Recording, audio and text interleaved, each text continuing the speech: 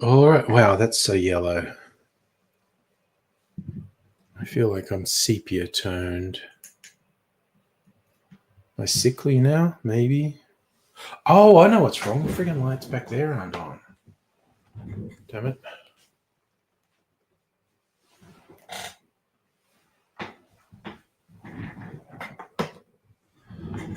Now we're cooking with gas. There we go. Hey, Greg, how you doing? Nice to see you. I might quickly do a short video before starting. Well, what do I say before starting? After starting, before a lot of people get here. Okay. What's this one? Hello, Madam Butterfly. How you doing? I'm going to sneeze. Excuse me. Good Lord. That caught me by surprise a little then. Oh, dear. Meine Gott.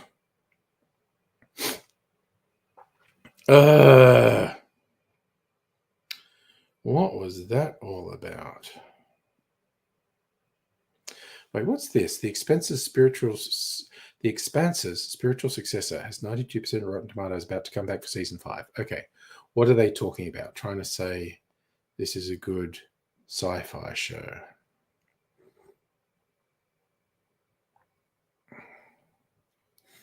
Oh, it's on Apple Plus. For All Mankind. Okay. Fine, I don't care. Been awake since midnight. Oh, damn. Trouble sleeping tonight. Yeah, I will do it, Greg. The trees I did not see on Sunday. I posted the photo on this Sunday. The photo is months old. That's near Healesville. Little sort of walking trail with some extremely tall trees. Like I was cheating a bit, just the angle, but they were fucking tall trees. I think there are taller ones in Western Australia, but those are among the tallest trees that grow in Australia. Punch drink. Okay, there's a link here. I'm just going to go here.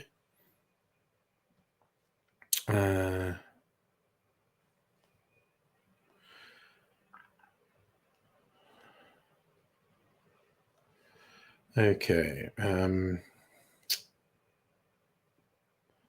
Fuck that off. Let me see. Ripper, hello. How are you doing? No. How about no? And I might even add fuck off. That's a really shitty attitude. Dr. Carl's. What is it on how it's made? What lollies is Dr. Carl witnessing being made? I need tissue after sneezing. Ew, gross.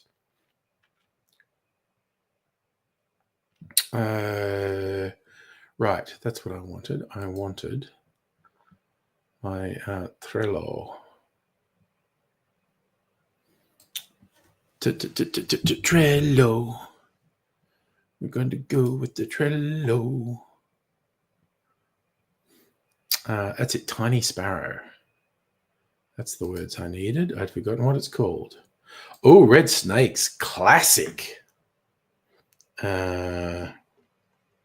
Search. Tiny Sparrow.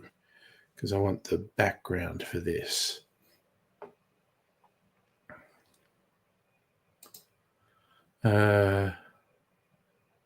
Oh no, sore throat.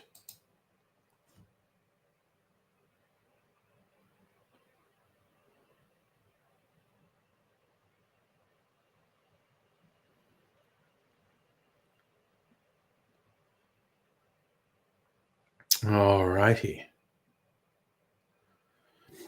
You know what? I actually do have to just grab a tissue and blow my nose, which is an unusual thing for me to have to do, but I really do have to do it. Yeah, the Allen's lollies, particularly the snakes. Snakes alive. And red snakes are the best snakes. Green snakes fucking suck. Same as the frogs. Red frogs, awesome. Green frogs, ooh, gross. Now, I'll be back in a sec, or, a few seconds. Less than a minute.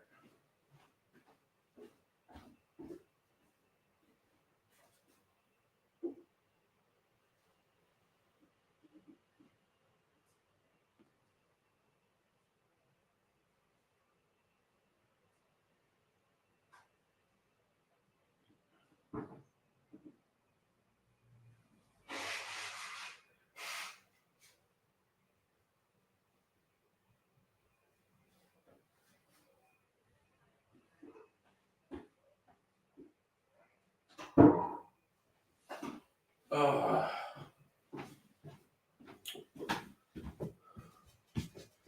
Wait, I think I fucked up. Oh, no, okay. I didn't. For a second, I was going, I got the wrong ingredients for this thing, but I don't. Right, I am quickly going to make a tiny...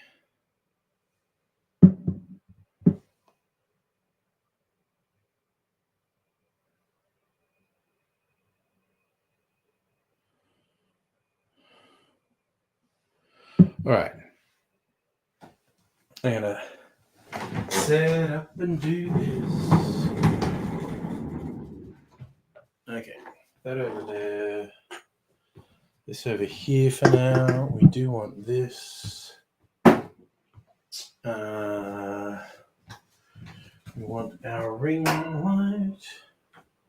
We want our ring light.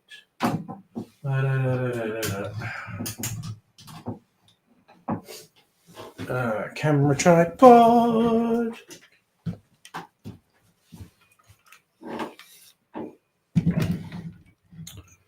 All right. And camera. Oh, man. I feel weird. I don't know why I feel weird, but I feel weird.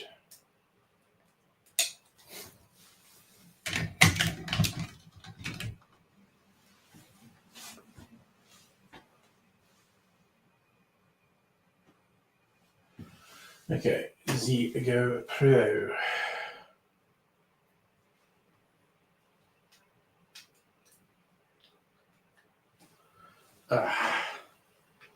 Here we go.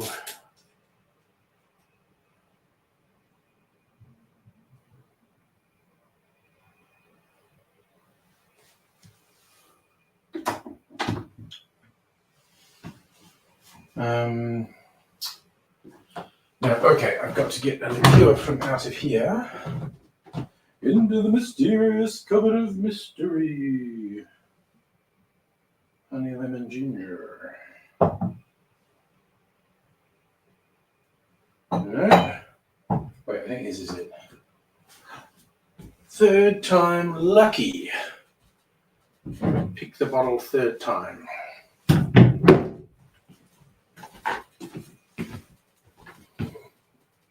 Hey, Home for the Elderly, how you doing?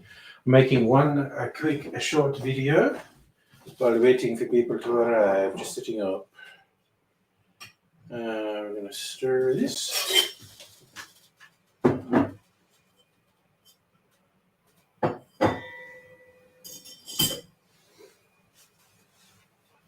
Okay, so sherry, and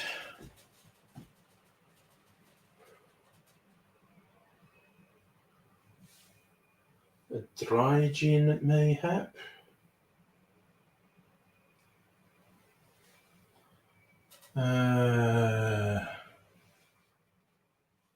Ooh.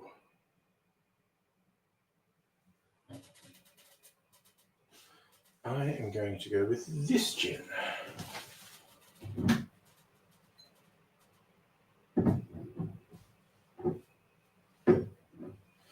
Okay. Oh, shite. That was off. Okay.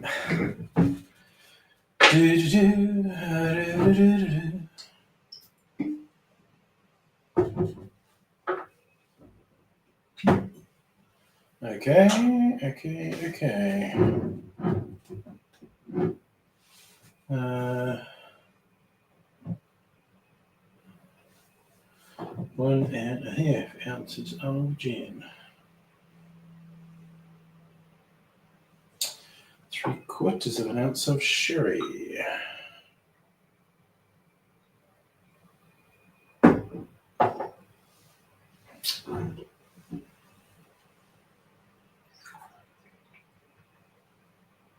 Alright.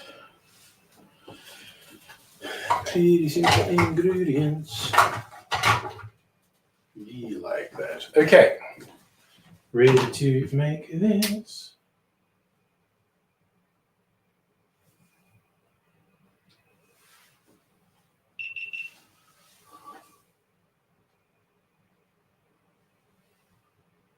Alright. Well, let's go. Okay, we go the gin. Go the sherry. And 3/4 of an ounce of calamansi.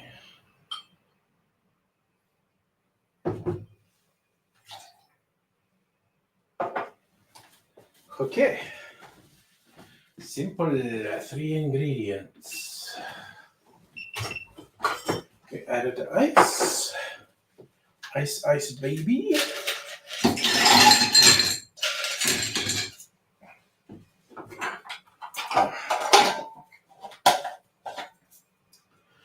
Should have been chilling my glass, but that's okay.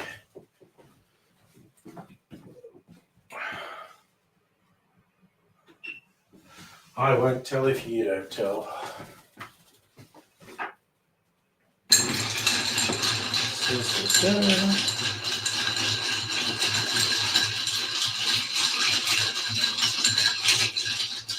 That's 1 second.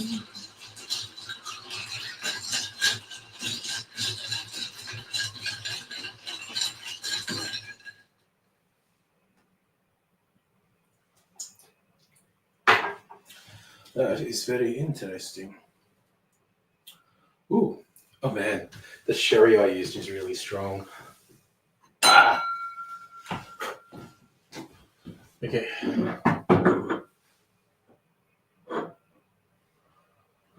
All right. Garnish with a lime twist. I don't have a lime twist.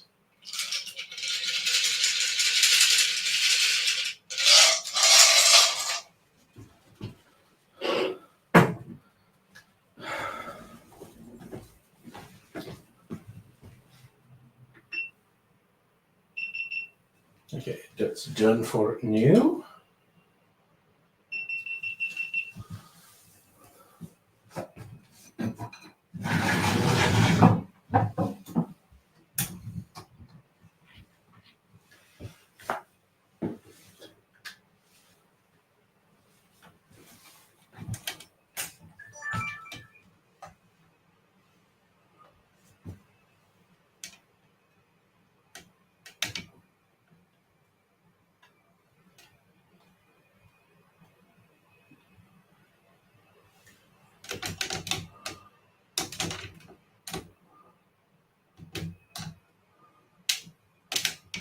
That's fine.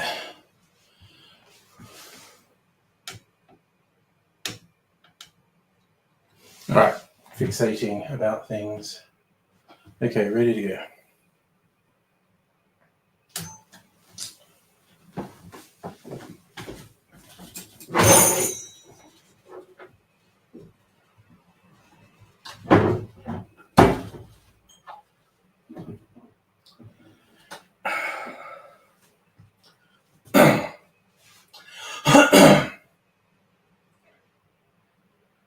G'day, cocktail lovers. This cocktail is one of those cocktails that has martini in the name and stretches the definition of martini well, past breaking point, really. It's called the Little Sparrow Martini, and it includes a liqueur, which is why I actually did it. The original recipe has what's called calamansi liqueur.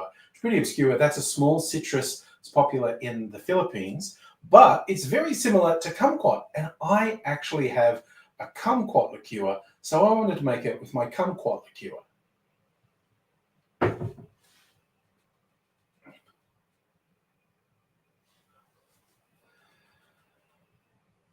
It's created by Kitty Bernardo in New York City, and she was listed as one of Punch Drink's best new bartenders of 2024. So that's another reason to try it out, because I'm sure she knows what she's doing. So I'm going to give it a taste now.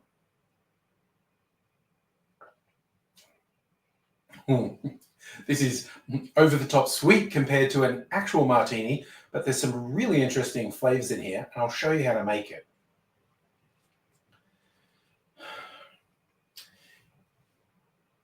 In a mixing glass, put 1.5 ounces or 45 mils of the gin of your choice, then 3/4 of an ounce, around 22.5 mils of Fino sherry, and then 3/4 of an ounce, 22.5 mils of the calamansi liqueur, or in my case, kumquat. Add ice to the glass, stir that for 20 to 25 seconds to chill and dilute the drink. I'm straining that into a chilled Nick and Nora glass.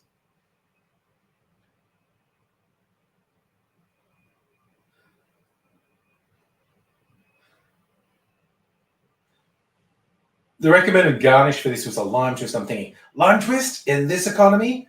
Limes are so expensive in Australia at the moment. But if you want to go with it, go with a lime twist as the garnish. It's quite nice on its own. I recommend you try a Tiny Sparrow Martini. Cheers. Okay.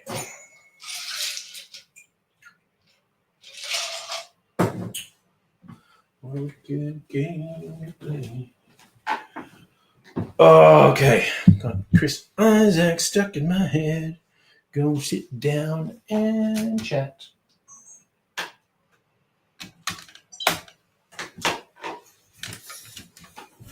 Okay, moving stuff out of the way.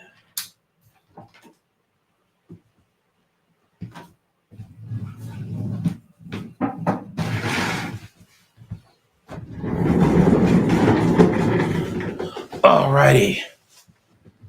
Ooh. Gosh, okay, set up now. Time to chill and chat. With my honestly slightly weirdly flavored drink.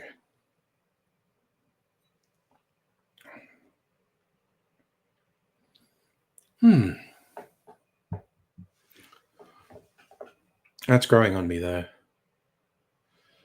So that's a good thing. What you all been doing while I've been making a cocktail? I'm getting new shoes and new slippers. Medicated shoes. Orthotic shoes. Because I'm old. Saying the green snake's flavor is lemon. Yeah, I always thought the green snake flavor was cat piss, quite honestly. I just never liked green lollies. Like mint leaves. I never liked green lollies. Like green jellies, I should say.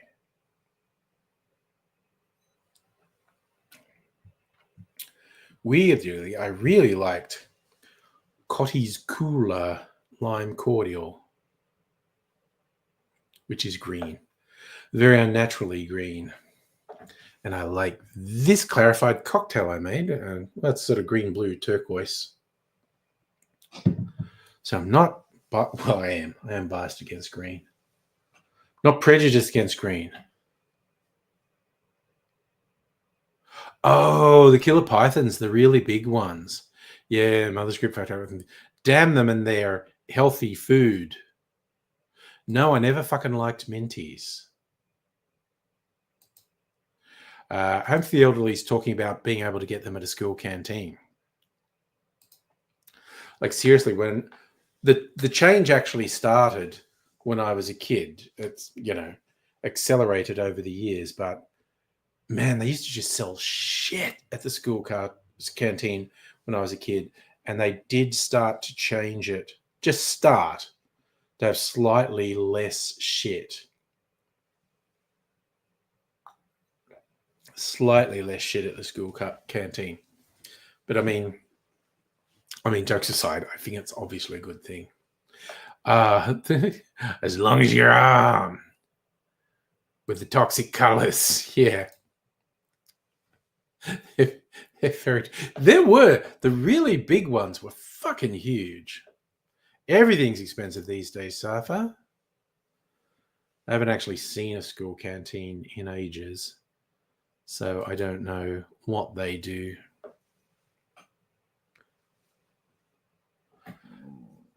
Oh, I actually got friggin' creative tonight, Safa. I've got a good answer for you tonight.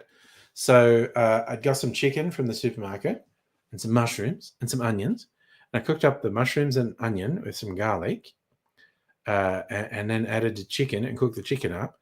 And then I had an enchilada kit from the supermarket. So it's like it's very mild tomato sauce, like, mildly spicy tomato sauce. I added that to the pan. I'm not sure if that's how you meant to do it. That's how I like to do it. Added that to the pan, cooked that all up for a while till all the flavor goes through. You got the little tortillas and scooped some of the chicken, mushroom, onion sauce in there, rolled them up, covered them in cheese, and baked them. Yeah, I don't think we need to worry about the mushrooms in the supermarkets. I don't think the old poisoning's a thing there. But not so much fancy, but I did put some effort into it. Local petrol station called the Wimpy. Wait, is that in? I feel like that's in the UK. Remember that from TV shows, British TV shows.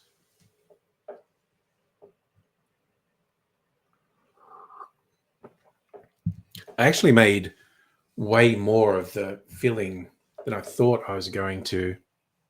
Like, I thought I was going to make 8 mini. They're quite small. It's sort of mini enchiladas, and they're going to make 2 meals out of it. But I filled the 8 mini enchiladas, and still a bunch of the filling left. So I put that in a Tupperware thing and put it in the fridge. Oh, no, I think Safa was making a joke about people getting poisoned by mushrooms. Okay, there was a Wimpy in Canaiva.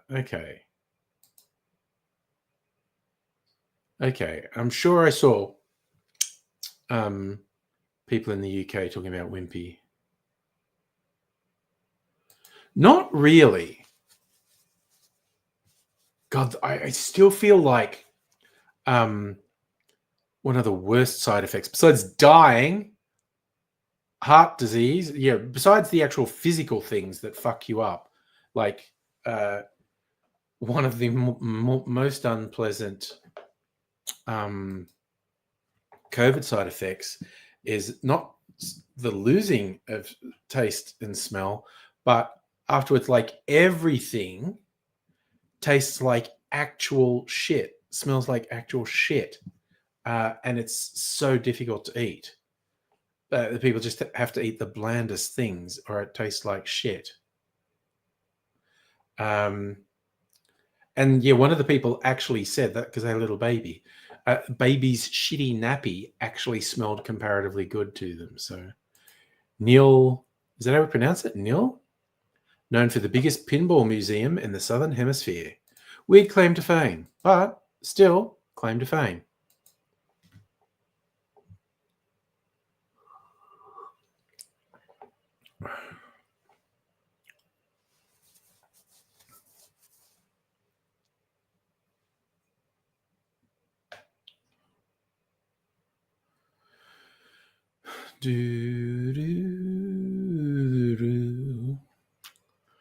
Maybe I should make the old-fashioned Despacito now. I kept the can for the purposes of videos, but I actually got a bottle from the supermarket to have a lot of the liquid to make a decent amount of syrup when I reduced it to like 80 to 90%. Date night was actually pretty busy. Actually, it was this pub, and I guess you'd call it upmarket for a pub, Middle Brighton, called Half Moon. They got it's a big venue, a lot of people there. The dining room wasn't too busy, but there's the front bar, which was busy. They had a thing out the back where they obviously had an event. Fuckload of people out there, and I just kept taking trays of food out there. Ooh, cans of Collie beer. Yes, I did stay home. We were actually kind of worried. Well, okay, Mrs. Angry had dispensation from her boss to stay home because of the heat, but we were also kind of worried spending 8 hours in hospital emergency, we might have contracted something that we'd be able to pass on to other people. So we stayed home. Yes, I'm on shrooms. I wouldn't mind being on the trippy shrooms.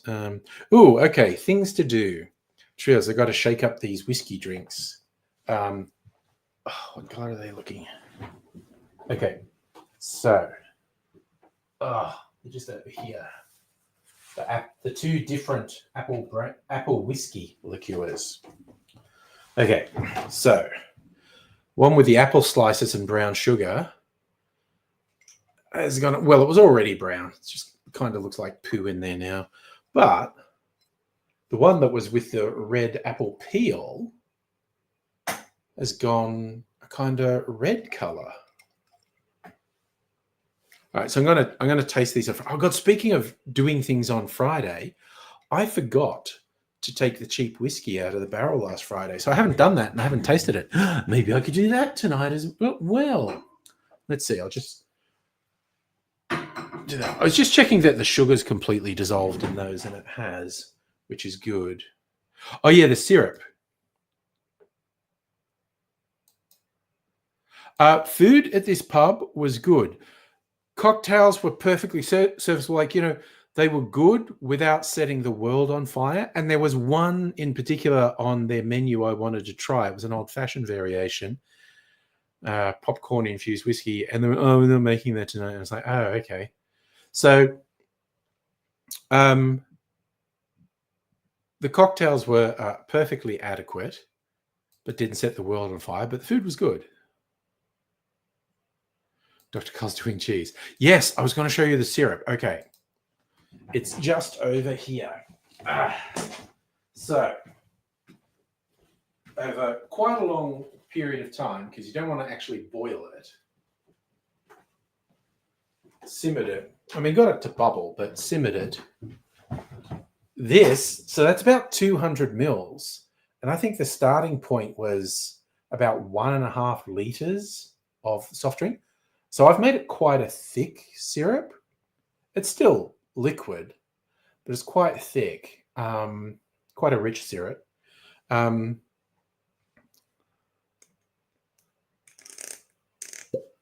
So I've reduced it by like between 80 and 90%.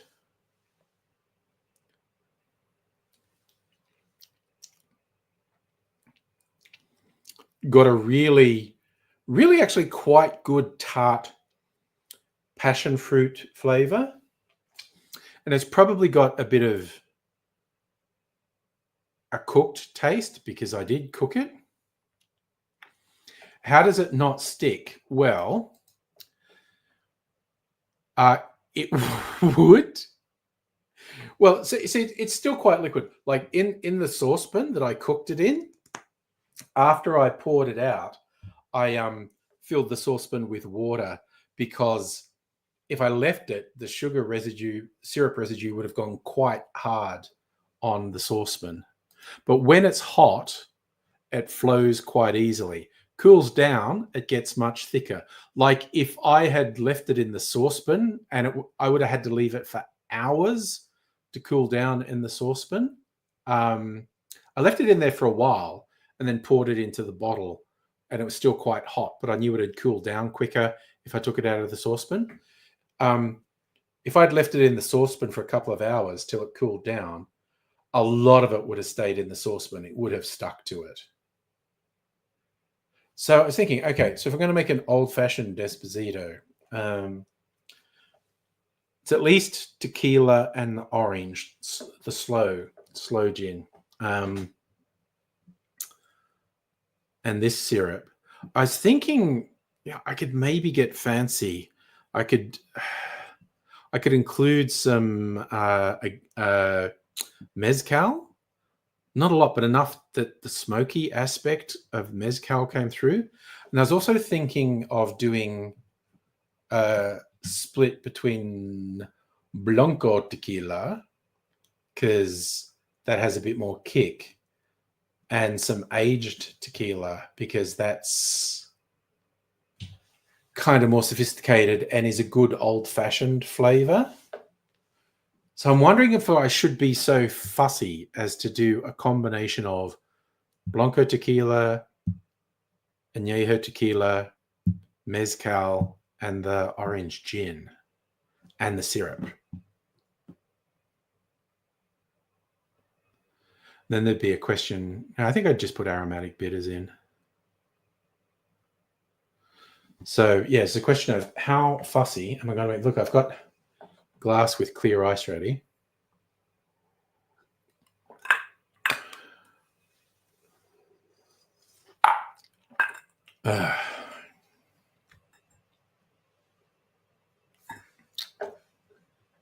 You know what you've got to do when you're reducing something on the stove? Not forget about it. I've done it more than once.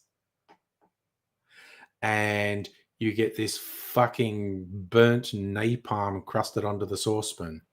God damn. Okay, if I'm doing test ones, I'm not like doing two. Okay, I could do a test one tonight and do the video on Thursday or Friday, because there's going to be a strong drink. You don't only want two of them tonight. Potential home server PC on eBay. It may have dedicated Plex game server. Neat. Well, we definitely talk about tech support to fund some HDDs, or even, just for access to the Plex, I guess. Okay, I'm going to go all the way then. I'm just going to make this tonight. I'm not going to make a video. And yeah, workshop time. All right, so let's do it. Get my glass. Got the syrup. Okay, so put all this stuff away. The gin. That can just go there. This goes back in the mysterious cupboard of mystery.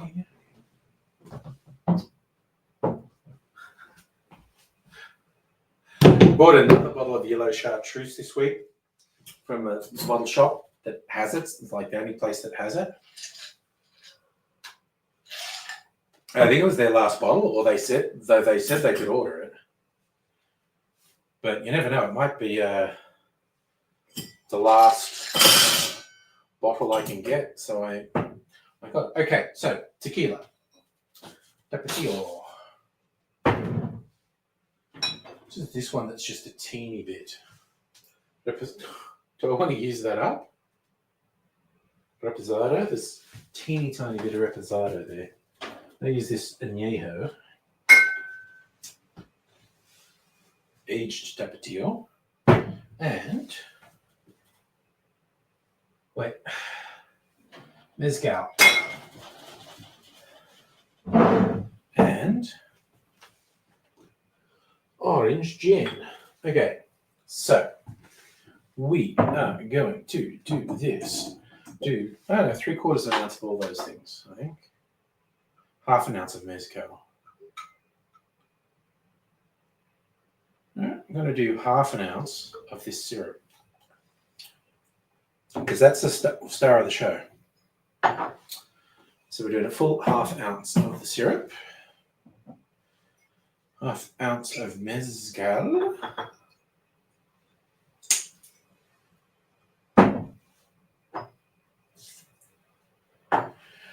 Do 3/4 of an ounce of añejo.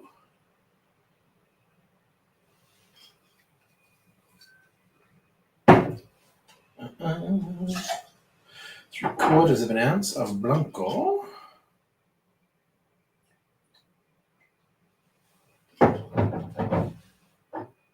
Hey Pancho, let's go to the disco. 3/4 of an ounce of the orange gin.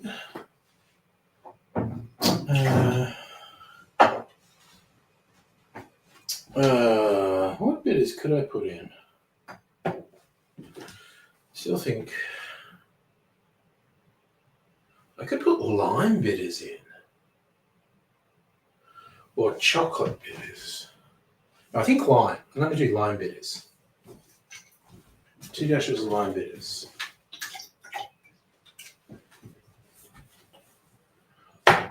Orange bitters might have also been an option. Okay. Stir it up.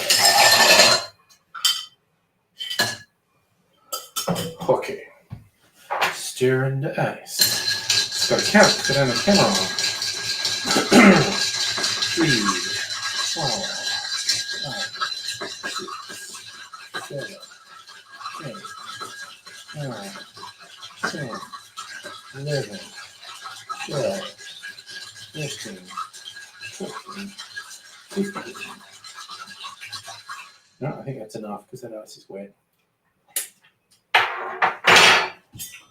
Okay, this is a little taste was interesting.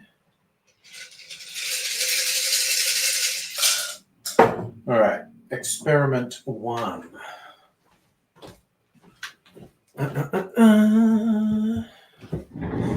Let's see what this tester's like. Nervous if he's going to pan out. All right, yep, so you went yes with lime bitters. Yeah, I think that was the way to go. So, Desposito old-fashioned Desposito.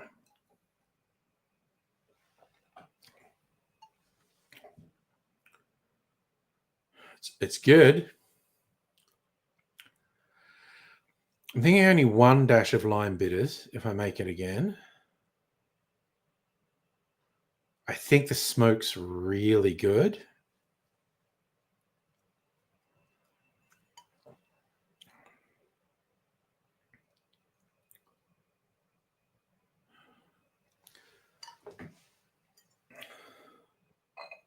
It's definitely like a fruitier old-fashioned, which is a nice bit of difference.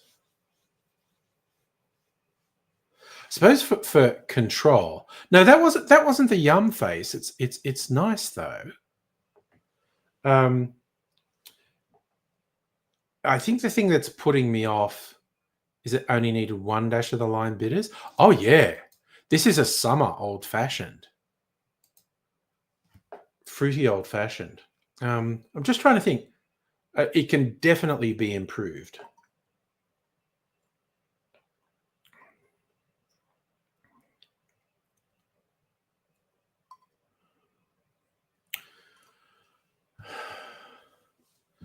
Thinking of 2 tweaks. One is to only do 1 dash of the lime bitters, which I'm sure is going to be an improvement.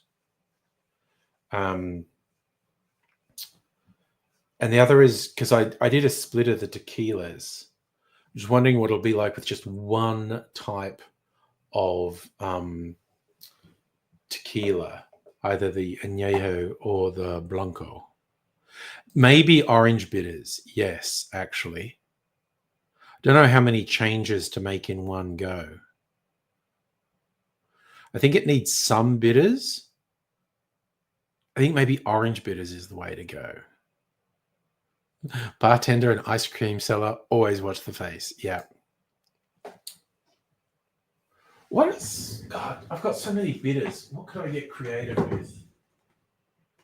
These are all dark ones. Black walnut, aromatic. So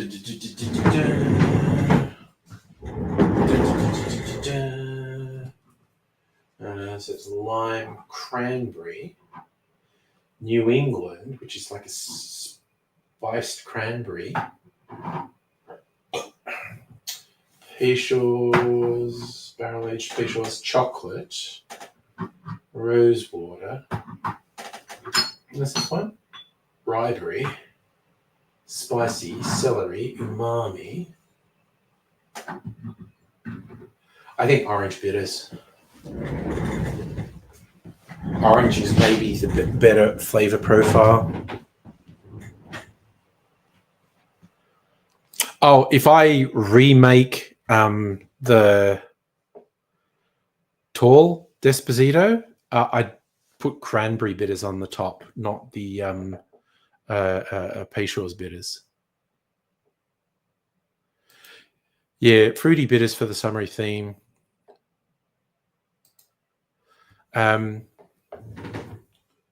just because it's already got an orange element in there, I think orange bitters would probably be good.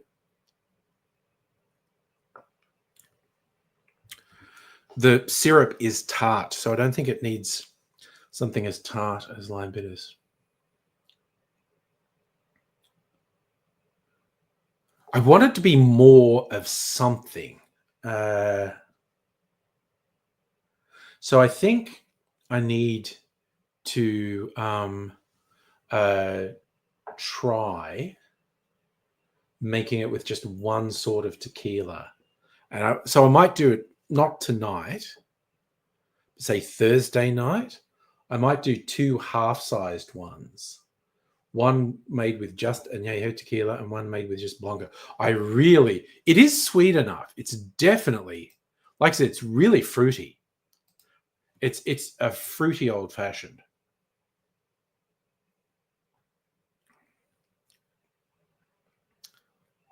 Definitely keeping the smoke. I really think the thing that's not working for me is the lime bitters. So I think on Thursday, do 2 half-sized ones. One made with just añejo tequila and mezcal, and one made with just blanco tequila and mezcal. And everything. Hey, Jacob, you like drinks? I love drinks. Do you like my bar? A little bit of a collection, and that's really only half of it. Yeah, it's too sort of, it's too bitter, basically. Not in a big way, like not like oh, this is gross. It's like, I think that's the element that's not working for me.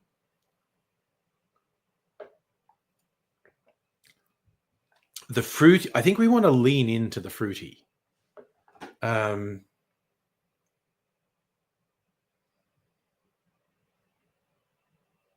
And yeah, I just want it to be more something. Thank you, Jacob. I like it. Yeah, calling out the lime. Yeah, no, I thought lime sounded good. And maybe 1 dash of lime would be better. But I definitely think try it again with orange bitters. Just because and I also put lime because you often do lime with tequila. But yeah, you orange with tequila, you're doing a margarita. Actually, I was just thinking, I want to look up a few people's recipes for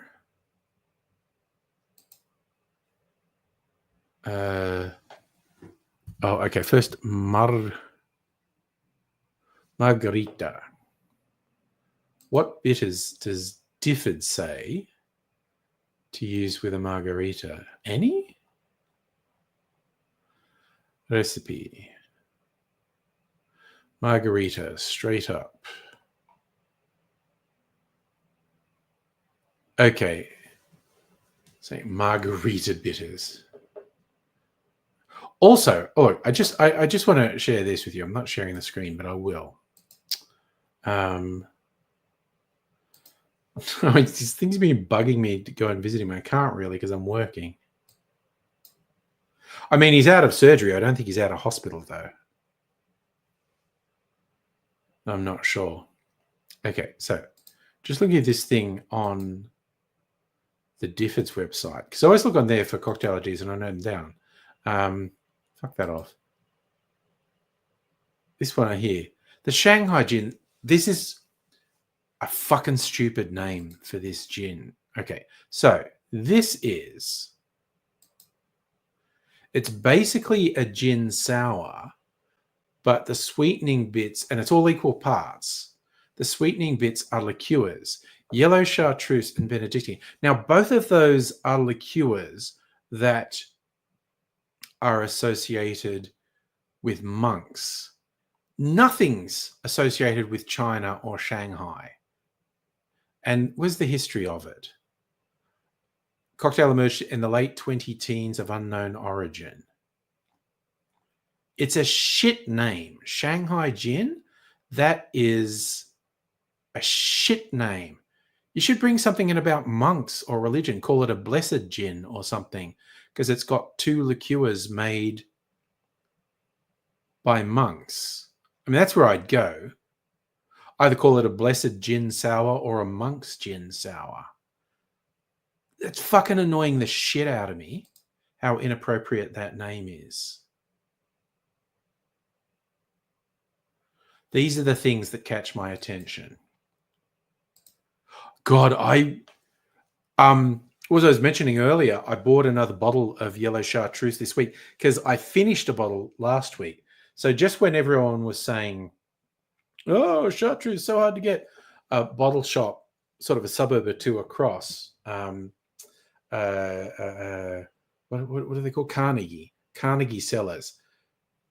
Huge range, absolutely fucking killer bottle shop. Like dozens of stuff you don't get at Dan's. Just an incredible array of particularly liqueurs and more obscure stuff. An incredible range. And they had a lot of both green and yellow chartreuse. So I bought 2 bottles of each. And I used to always use more green chartreuse than yellow. And weirdly, I used way more yellow and finished a bottle. So I got a replacement. So lyrics to Despacito. You are my sunrise on the darkest day, got me feeling some kind of way, make me want to savor every moment slowly. So, well, that's why, yeah, we did it sunrise style. So, yeah, that was perfect. The sunrise and the slow gin. Jacob, bars in San Francisco have signature marks. Dude, I would friggin' love. I haven't been to San Francisco in over a decade. And yeah, inventing margarita variations is fun. You just use a different fruit flavor in them because the default, you put orange liqueur in. You just put other ones. Like I fucking love a coconut margarita. Either use coconut infused gin or a coconut liqueur in it. Yeah, inventing drinks is what it's all about. So yeah, I think we definitely nailed the look of the Despacito, which I did actually edit the video today. Because I am a little bit advanced. It won't be live for 2 months. So sort of first week in April.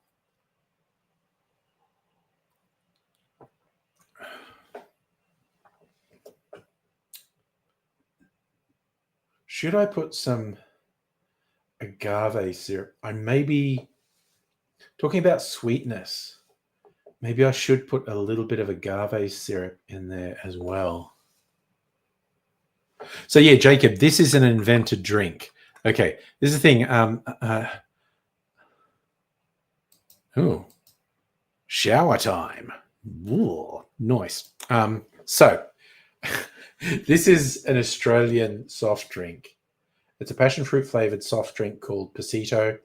So Home for the Elderly, Charlie and his wife Soph had this and said, you should make a cocktail with this and call it Despacito. And so we did. We workshopped it last week and we made one and it was quite good.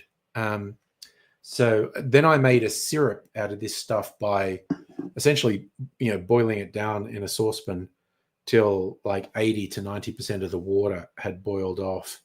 And so it's a syrup. And so making an old-fashioned style cocktail, an old-fashioned Despacito. But we're experimenting. I need to make a couple of tweaks to it.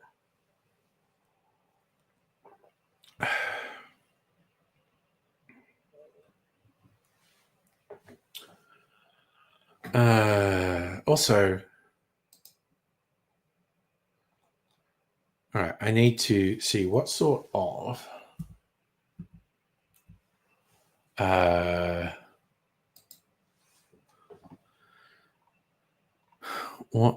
bitters. Okay, so they say chocolate bitters in an Oaxacan old fashioned.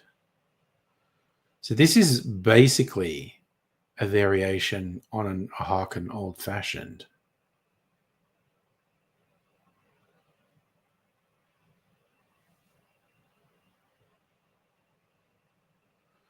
Damn. I need to look at a different website to see what they put in margarita. Margarita. What does liquor.com say for just a straight up margarita? Come on. What bitters do they say to put in a margarita? Tequila, orange liqueur, lime, agave. They don't put bitters in a margarita. What's in a Tommy's margarita? Again, no bitters. Interesting.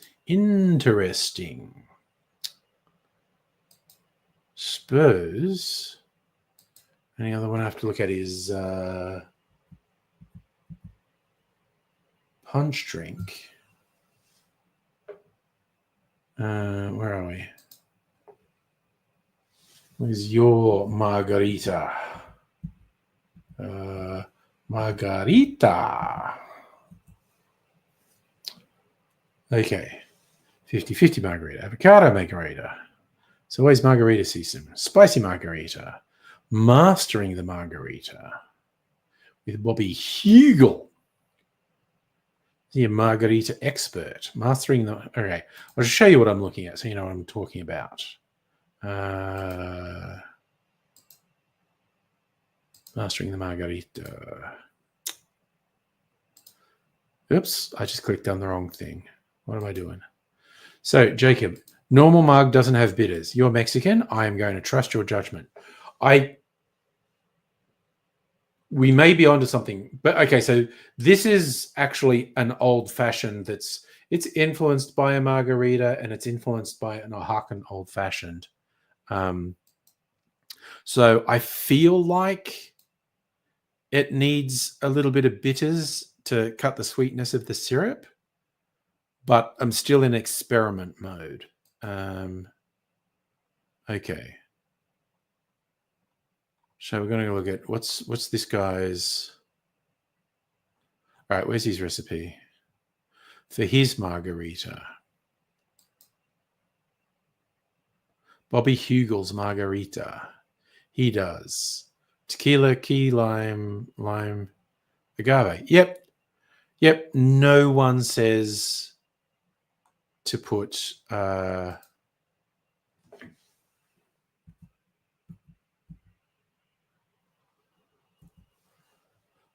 no one says to put room for improvements Oaxaca old fashioned.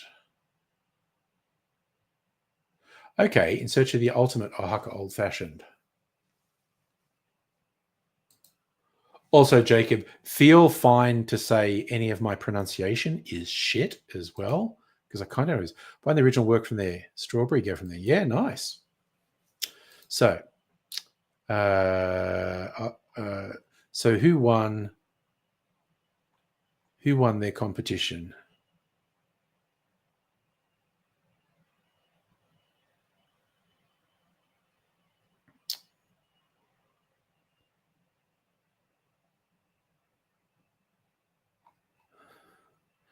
Leanne Favre, apparently. Okay, Leanne Favre won their little competition.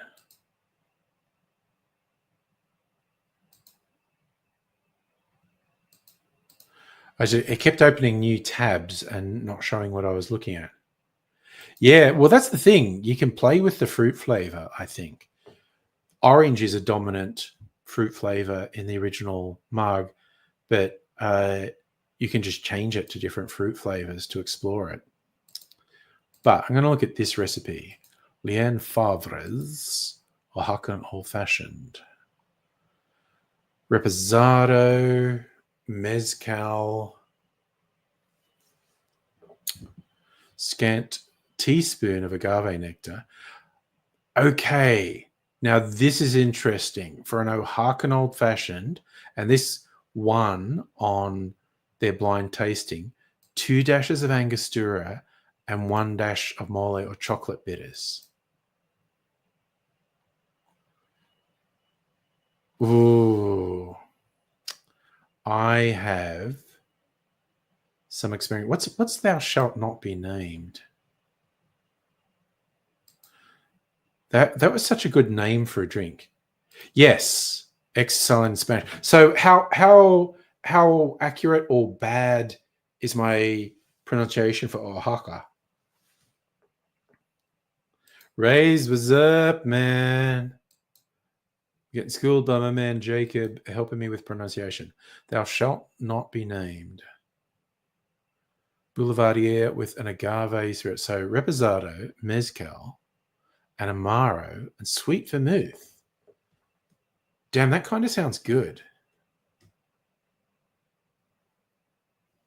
Anyway, that's for another day. Project Redfoot. Birds woke you up. 4:30. Pop in and say hi.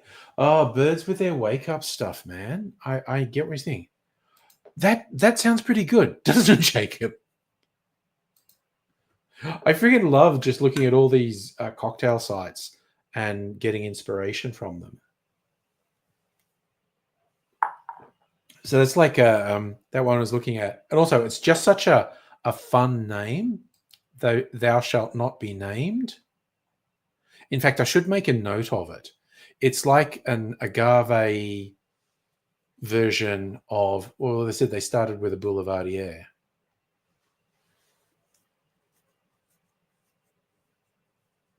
Yeah, no, I'm going to save this to my cocktail list.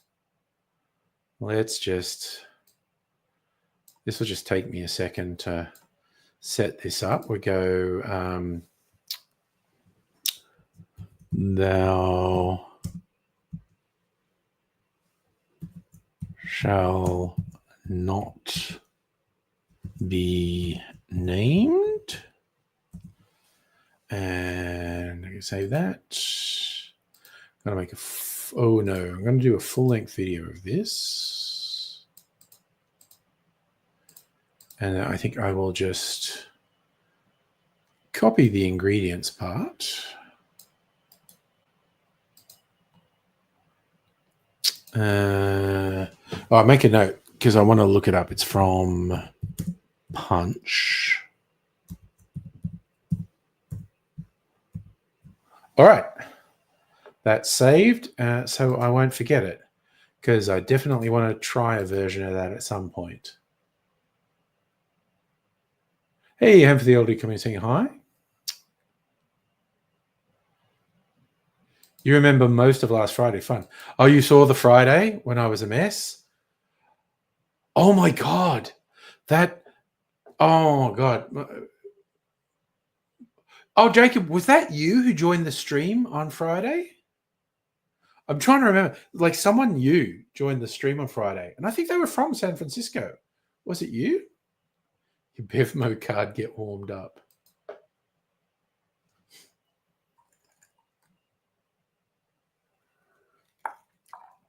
But it was fun.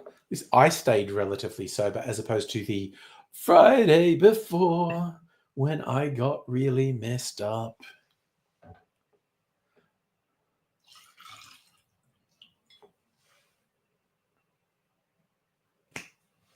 Oh, I mean, okay. So I say, hopefully, let's see. It was Jacob who joined the stream. Nice.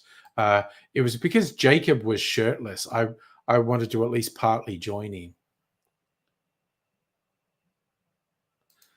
Madam Butterfly, got to get out of bed. Oh, fuck Sleepwise.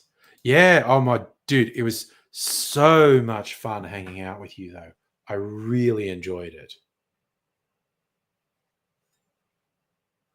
So, So I say, you didn't see me. Oh man, what the fuck is the story with this orange? Okay, you know what? It is absolute shit time for oranges in Australia at the moment. I can't get a good fucking orange.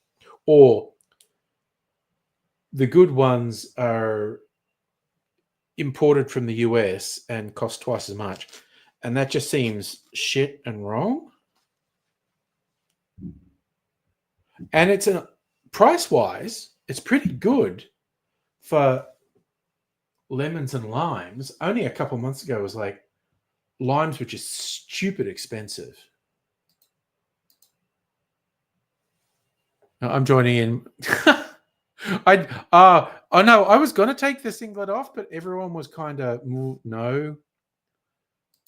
Safa, I am not an expert, but I will tell you just from observation, the last couple of weeks are clearly the worst time for oranges in Australia. They still have some because they grow them in hothouses and whatnot, but they're kind of like this, and there's a bunch of green on them. I don't know. This one didn't want to peel. It was very weird. You know what? I'm just arbitrarily giving myself a friggin' cherry because I friggin' deserve it. Where's my jar of cherries? I swear to fuck, I was. Yeah, Jacob, you're getting tariffs on everything, aren't you? That's why. It is, Safa, it's very pale and there's fucking green on it. The Australian oranges just look shit at the moment. Like if you wanted them for juice, that would be fine. But I'm a weirdo and I want them for their skins. Sound like Buffalo Bill in Silence of the Lambs. It puts the lotion on the skin or else it gets the hose again. He's definitely being an ass, Jacob. Damn. Yeah, bad time for oranges. Quite reasonable for lemon and lime. Like I said, if you want to pay twice as much, you get a decent looking navel that's been imported from the US, which just seems wrong for an orange to have come that far. Yes, I did see that. Like they're actually negotiating after his initial shenanigans.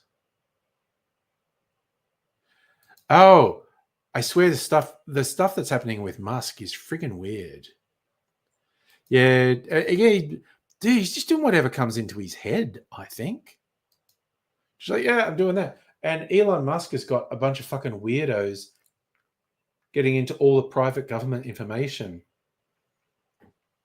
That is gonna end badly. Yeah, I just want the skins.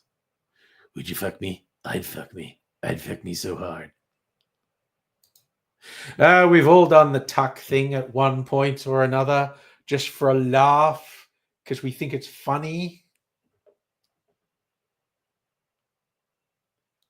I remember there being conversations when Silence of the Lambs came out and Buffalo Bill is doing that thing in the mirror, doing the tuck thing. Would you fuck me? I'd fuck me. And some girls who I don't know hadn't been around guys enough are going, "What the fuck is that? Is there anything?" And we're like, "We all do that sometimes for fun. Do the tuck. You just grab your titties and do a tuck and say, hey, how about?" Everyone does it. Everyone does it. And it's kind of, it's also on a related thing. I reminded of the Seinfeld joke where George Costanza had been swimming in cold water and he was getting changed and he was naked and a woman walked in on him and was like, "Oh, I'm sorry." And then she just kind of looked at naked him and went, "Oh," and had a giggle and went out. And he's going, no, the water was cold. And he's saying to Jerry, like, she walked on me. She said, no, the water was cold. And Elaine's going, what are you talking about? The water was cold. And the number of women who don't know just how weird penises are, and they can shrink, they can virtually fucking contract back into your body if they want to. I actually do have Some Ancho Reyes chili liqueur. You think it should have Ancho Reyes in it? Because that stuff kicks. Just a may. Oh, dude, you might be fucking onto something. Like even a bar spoon of the Ancho Reyes would kick the flavor up. Oh, that could be it. Madam Butterfly, brains too. Oh no, I'm gonna add it now. I have a completely different drink in my glass. Need a strong drink. Fentanyl. That'll calm you down. I hear that's everywhere in the States. Rays, yeah, they can become turtles from all between cold, liquor, strange smelling. Yeah. And just fear. Yeah, looking at difference. The Ancho Reyes, which you can actually get from Dan's quite often, really good. Yeah. Oh no, you are on it. But it's like I said, it needs more. Oh, like just a bar spoon of Ancho Reyes.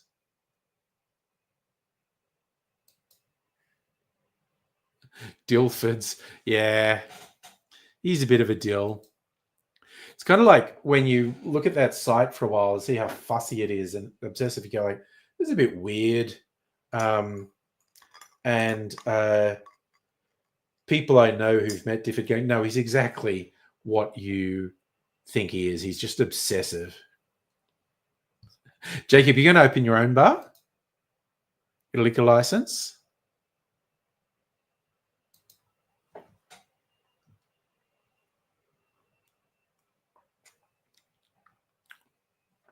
Oh, man. That is fucking good.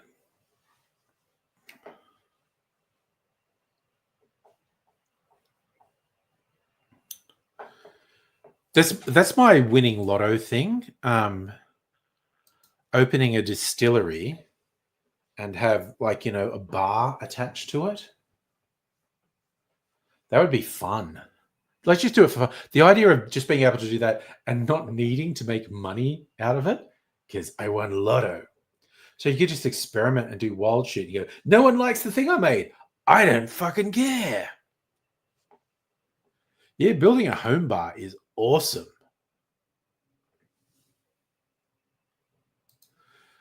Ray, since this in music say, been dealing with cyber attack at work. Number of people don't know how to do paperwork with a pen is wild. And because that's the fallback when you have to shut the systems off, do all your work on paper. If people can't do it, damn. Yeah, Jacob, drinks on the house, bar would be a common. Yeah, dog. And, I just talked about it, everyone wants to think, yeah, do a comedy thing. Yeah, do an open mic night.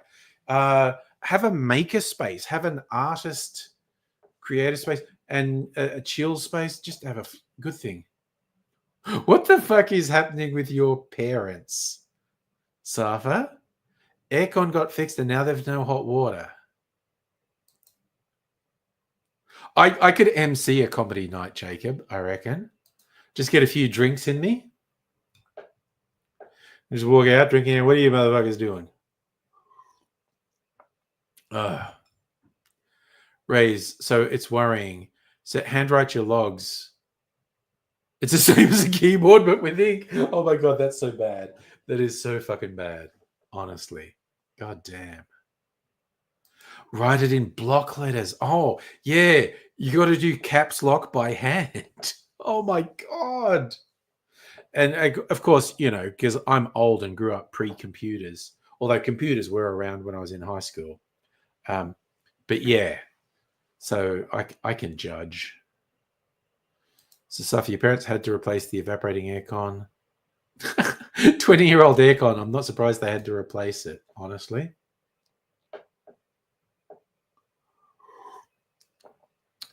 So, Jacob, you reckon me on your bar's open mic? Keep the shot. Dude, I can fucking talk nonstop. We can do it. I haven't tried to do stand-up for a very long time, but yeah. So he's even filing, trying to show them a filing system, not to say, oh my God, yeah.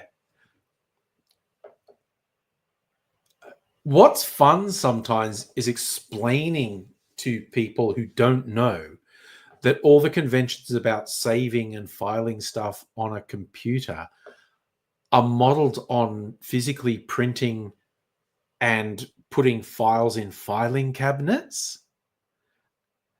That works sometimes when you explain to people, it's like, okay, the big filing cabinet is your entire hard drive. This drawer is like your C drive, and this is your D drive. And all these suspension things, they're like top level folders on that drive. And you can put multiple things in manila folders in that suspension thing. And there's subfolders in the top level folder. Explaining it like that is good. Yeah, point of the story. Teach your fucking children. But yeah. Well, yeah, I do. It now sounds like I'm boasting, but I do happen to know that both my offspring can write. In fact, they did a bunch of stuff with pen and paper. They did art with pen and paper as well. Yes, I made a bad taste joke about fentanyl. I literally know nothing about fentanyl, apart from the fact it's apparently extremely addictive. So,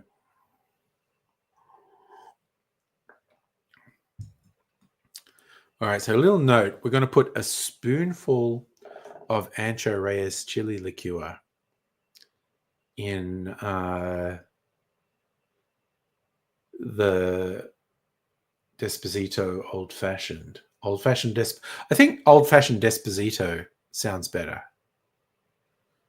Or does it? What sounds better? Desposito Old Fashioned or Old Fashioned Desposito? I think Old Fashioned. I don't know. You know, I even considered doing the sunrise effect with it. Like, you know, put some red bitters on it. So you explained like this: use common sense. You only use the top two drawers, other two figure out where the bulk is stored. Yeah. It's funny because, like, you know, they clearly have much less trouble saving computer files, but the whole structure of how computer filing works is based on physically filing. Yeah, I think old-fashioned Desposito sounds better. Because it's kind of suggesting, oh, there's a Desposito, but there's an old-fashioned Desposito.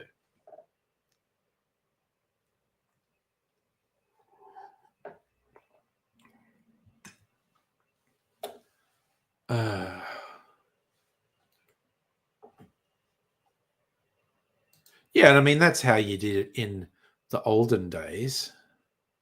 God, no, because we've already brought up fucking George Costanza and Seinfeld once. Now I'm thinking about the Penske file. Oh, yeah, do it. Any inspiration, anything you see that sounds interesting. Like, while I think you might have been momentarily away, I was looking up a modern classic called the Oaxacan Old Fashioned, which is an old fashioned made with tequila and mezcal, which is basically what we're doing. The recipe I saw actually said to use a mix of aromatic bitters like Angostura and chocolate mole bitters. And so that might be the way. I'm definitely going to try it with orange bitters, though. I think I need to make an old-fashioned Desposito with orange bitters, see what that's like, and that might hit the mark. That might be, especially I think with a spoonful of the Ancho Reyes chili liqueur. If I'm coughing, it's just because I inhaled a bit of my drink. Ugh.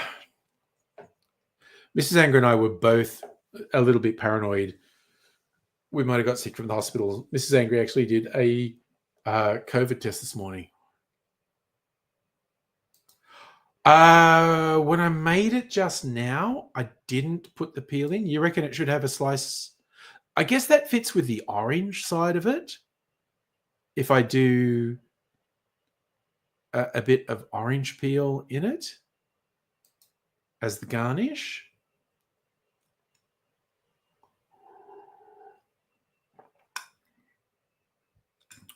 That makes some kind of sense.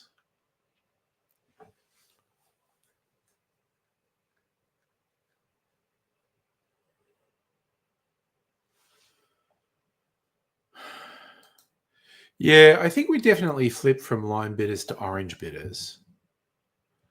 And an orange peel garnish seems fitting as well.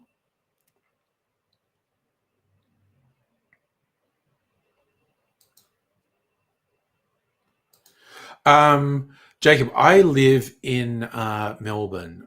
So Sydney is the beach city, Bondi Beach, all those things.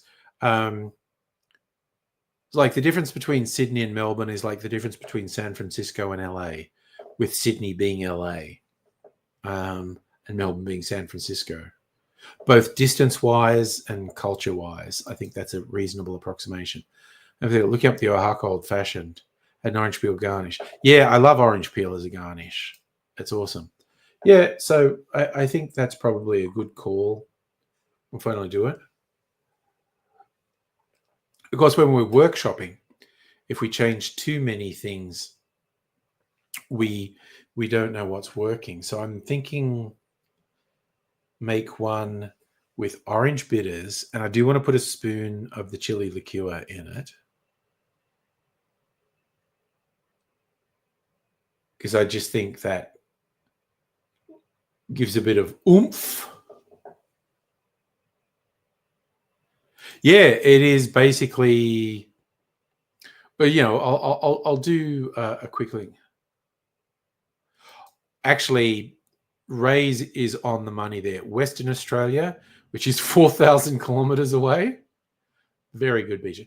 Even the surf coast of Victoria, Bells, and a few others, good beaches. Make a drink with ingredients letters in your name. I mean, I could try that. Yeah, no, I think we need to work. You know what? I might make a half-sized one. Make a half-sized one now, and just put a little splash of the chili liqueur in it. Ruka-san, hello, my man. Difference between Sydney and Melbourne. Yeah, that's what it said. One's a bohemian nightmare, 4 seasons one day. One's just shit house. I love it. Ruku-san, my man, he's in Sydney, so we both get to shit talk our own cities here. Yeah, that's another way to put it. Sydney, multicultural as fuck. Melbourne's artsy. Yeah, honestly, for fun, Jacob, we just discovered a new, bigger, scarier spider. The scariest spider in Australia, not even fucking around, is the funnel web. The Sydney funnel web was quite bad, but they discovered one, I think, a little bit outside of Sydney that's like twice the size and is more venomous. It's fucked. Queensland's just shit. Tasmania's a shit town in New Zealand. Battles it would take to get here. I mean, and look, no one's died from a funnel web since the 80s. Same as I don't think anyone's died from a snake bite since the 80s. But Jesus, prior to the 80s, it was a fucking thing. People would die. Okay, the drop bears. They're a carnivorous subspecies of koalas who are in the tree and they wait till you walk under and they drop and they'll tear your fucking throat out. You think the fact you were indoors at a gig in Newcastle saved you from the even larger funnel webs? Western Australia, less culture than a tub of yogurt, but the women are incredible and has a solid beach. There you go.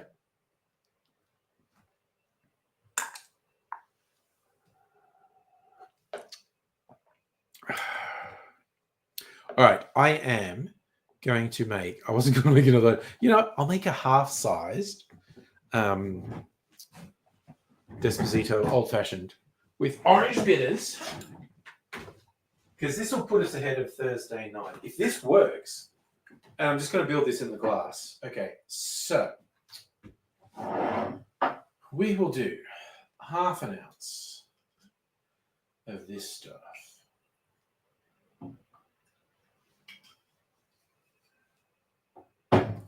Bam. half an ounce of this stuff. Oh, I should be doing the fucking syrup. I didn't put the syrup in. All right. 1/4 ounce of the syrup. Man, I think this syrup would be really good on fucking pancakes. 1/2 ounce of this. 1/4 ounce of the mezcal, because I fucking like the smoke.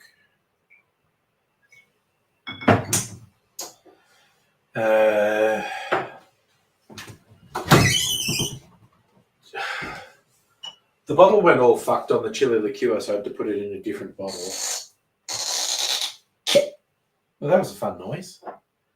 Okay, we are doing just a splash of the chili liqueur, because it's got a bit of fucking kick to it. Wait, what the fuck is this? Wow, that's a cask strength whiskey there. Okay, orange bitters, 1 dash of orange bitters. That's what I'm going with here. Orange bitters. All right. Let's see what this is like. Oh, damn.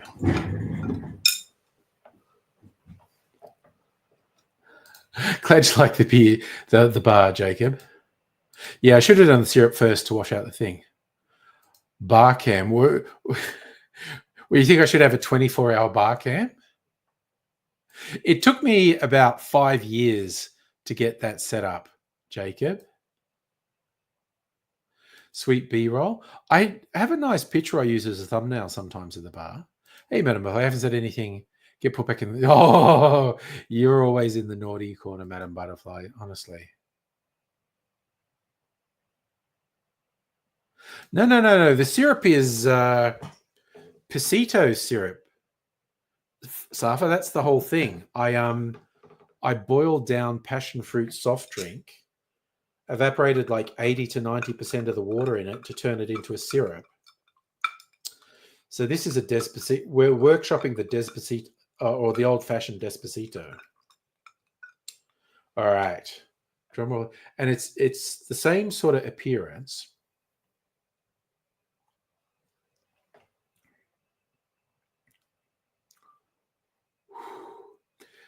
Holy shit!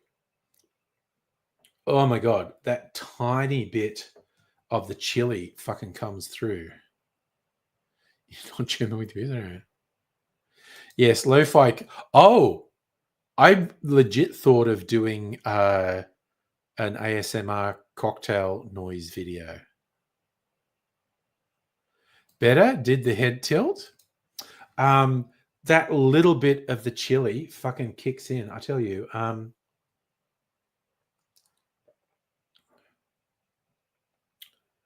going to say orange bitters isn't it. 1 dash of lime bitters might have been the. Although again, the Oaxacan Old Fashioned has chocolate and Angostura bitters. You know what? Fuck it. Going to put a little bit of Ango. Little bit of Ango. Where's my mole bitters? Mole. Mole. Chocolate mole. Okay. Does it need darker flavors from the bitters? All right, this is the last experiment tonight.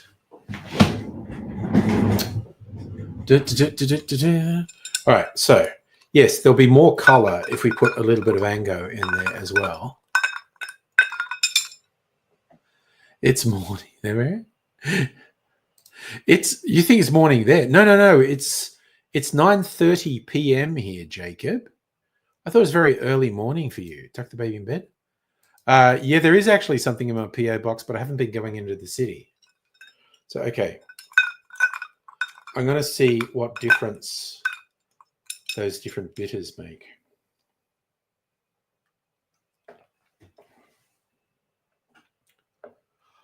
I think that's the answer. Not fruit bitters. Ango and chocolate. Like an Oaxacan old fashioned. Sorry, Ruka-san, Angostura. You know, your default aromatic bitters.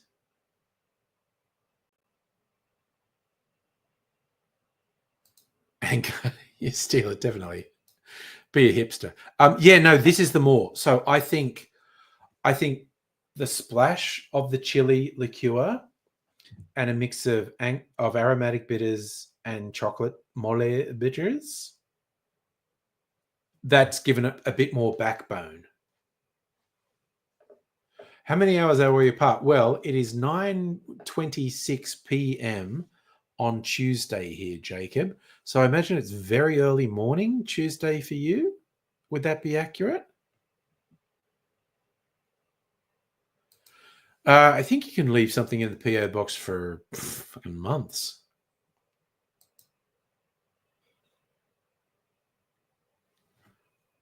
So, actually, I think I've got San Francisco on my phone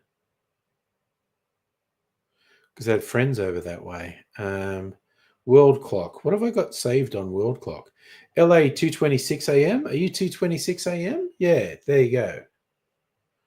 So we are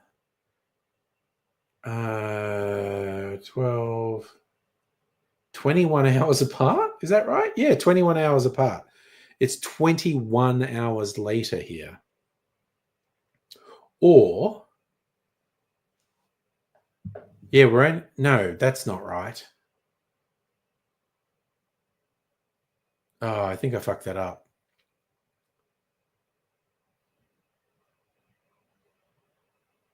So in 3 hours, no, I think it's, my fucking brain's not working. Oh, I was going from 12. So it's 19. We're 19 hours different. That's better. We're not, it's 19 hours later here than it is for you, Jacob.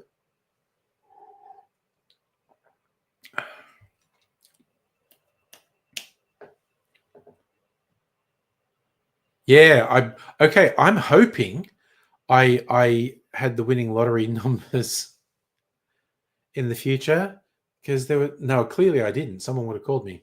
There was $100 million draw tonight. Well, Jacob's 19 hours earlier because I was saying I'm saying we're 19 hours later because it's 2:28 a.m. in San Francisco on Tuesday. So we're 19 hours into the future from Jacob's perspective.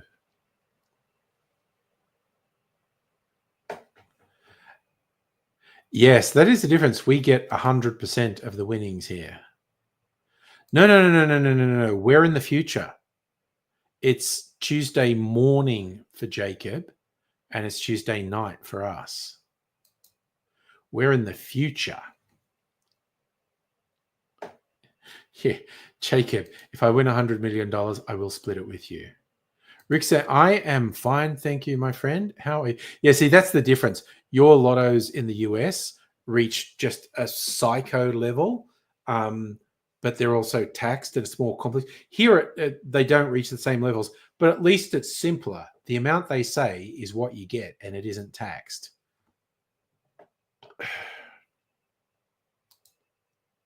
No, we are reaching, like, we reach Wednesday 19 hours before Jacob does.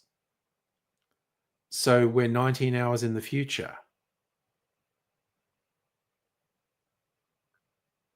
Oh, yes, and that's the worst thing. If you win a huge amount of money, you have to be public. Here you can be anonymous.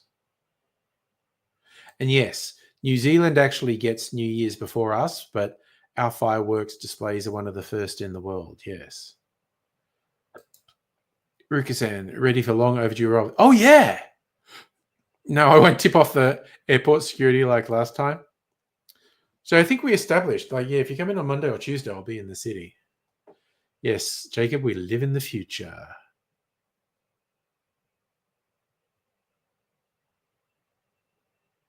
Yes, San Francisco hits the same time as us 19 hours later. So in 19 hours, it will be 9:30 p.m. on Tuesday for Jacob. But by then, we'll be 19 hours ahead of that. Just streaking off into the future, we are. That's us. Going into the future. Yeah, we are pretty much tomorrow. We are almost an entire day ahead of you. No. Well, we're 19 hours ahead. I'm not sure what you're not getting, the elderly. It's 9:30 p.m. on Tuesday for us, and it's 2:30 a.m. on Tuesday for Jacob. And Madame Butterfly's in a different time zone, so we're 17 hours ahead of her. No, sorry, dude. I don't want to come across like you're not annoying me at all. Sorry.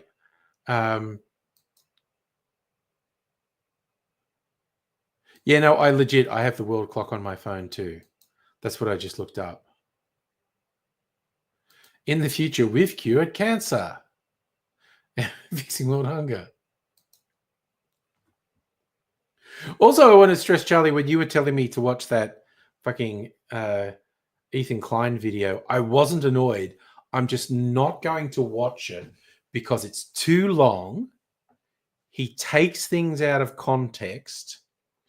And honestly, it's in bad faith. But the main reason is it's too long.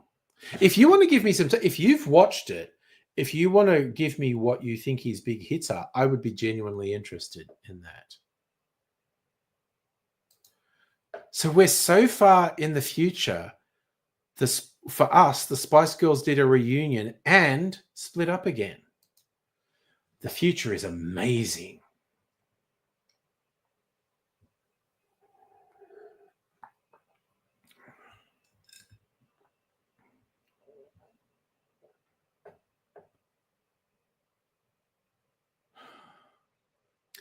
Because that's the thing, when people do these takedown videos and put bits of stuff in it, when people do these takedown videos and do stuff, you've got to, if you can't see 5 minutes before what they show and 5 minutes after, you have no idea. Because when I was making my politics videos, I was extremely conscious of what I said, because fuckwits, like when you're just trying to say, like if I say, Elon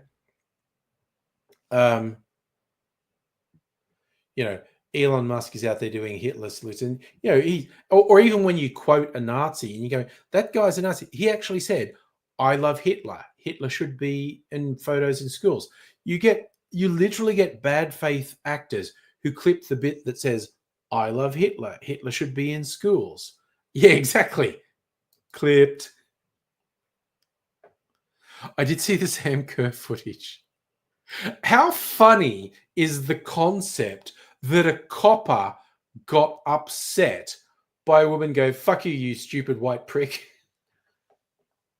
I mean, legit. How funny is the idea of a copper going, "It made me sad"? That's ridiculous. And you're right. It's probably out of context. Okay, it's dark humor. And again, without seeing 5 minutes before and 5 minutes after, you don't know who he's making fun of. You don't know who he's trying to wind up. Yeah, but I mean, I saw like a counter thing where they had like Ethan saying like, "Oh, why is he saying all this stuff about these Israeli guys and the food thing? They look like they're doing the charity." The people were literally those psycho Zionist settlers who were attacking aid convoys and destroying the aid that was meant to go to Gaza. And he's just ignorantly, blithely going, "They seem cool to me," and wondering why Hassan was shitting on them and saying they were fucking vermin. It's just ridiculous. But yeah, and I've said this in so many contexts over time, in really broad brush strokes, I don't have a lot of time for people who do takedown videos. Even like for people I don't like I'm not a fan of Mr. Beast. Um, like I think the best thing is doing. Mrs. Angry and I watched the first episode of that thing he has on Prime, which is just like an extended version of one of his YouTube videos, and she's watching like basically encouraging people to do fucked things and basically upsetting people and traumatizing people. She's going, "This is so unethical. This is terrible," and it is absolutely the most polite thing you could say about Mr. Beast is what he does is incredibly unethical. And he is either potentially or literally doing significant emotional and psychological harm to people in the name of entertainment. It's not like he's the only one who's ever done that. It's not like it's new. It has happened a lot, but it's fucked up. But at the same time, I have very little patience for takedown videos of Mr. Beast because I kind of feel like these people are just trying to fucking big note themselves. And look, okay, I swear to God, the ones I do like of the Mr. Beast videos are the $1 million thing versus the $1 million thing. And I find them kind of interesting. I do actually enjoy those ones. Here's the thing, and I did say that to you when we were sharing the messages. There was a suggestion, like the whole debate me. Like not a debate, have a conversation. Because it's not like Ethan is an unintelligent person. It's not like Ethan, I don't think he's a bad person. Like he has actually stuck his neck out and said, like, shit the Israeli government is doing is fucked beyond belief. He stuck his neck because that will get you bad fucking treatment saying that when you're Jewish. But I was kind of seeing suggestions they would have a sit down and a talk. I think there would be some value in that. Not the whole debate bro thing is fucked. Oh, when Destiny leaked this. Oh yeah, no, oof, yeah, no. That's and again, okay. I'm going to say two things about the supporting terrorists. The first thing is terrorist and freedom fighter are two sides of the same coin. Good night, Jacob, by the way. Thank you for joining in.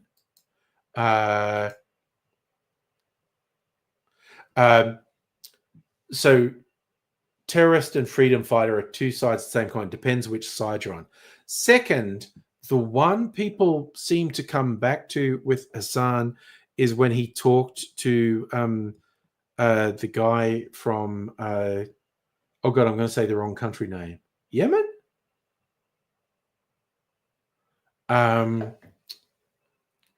He talked to a young guy, like a teenager, and I've seen that people citing like, oh, he's talking to a terrorist.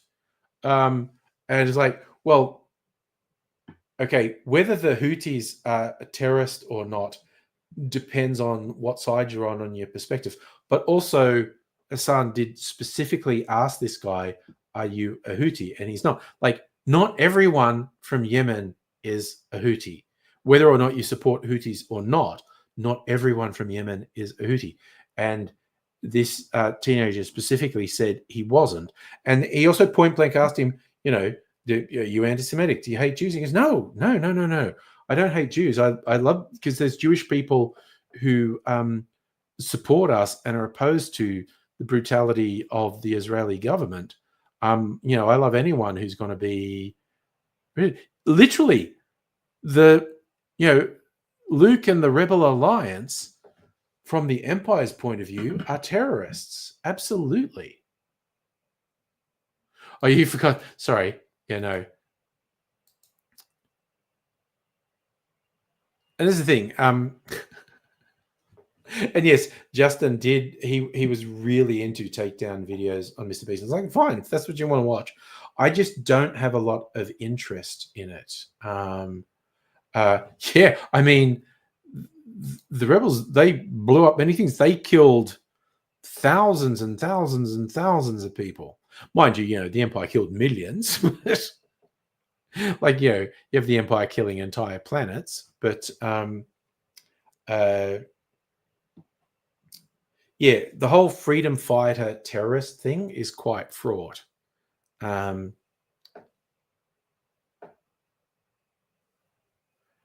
Yep, they blew up 2 Death Stars worth. Yeah, there's probably a daycare on the original Death Star, which was complete.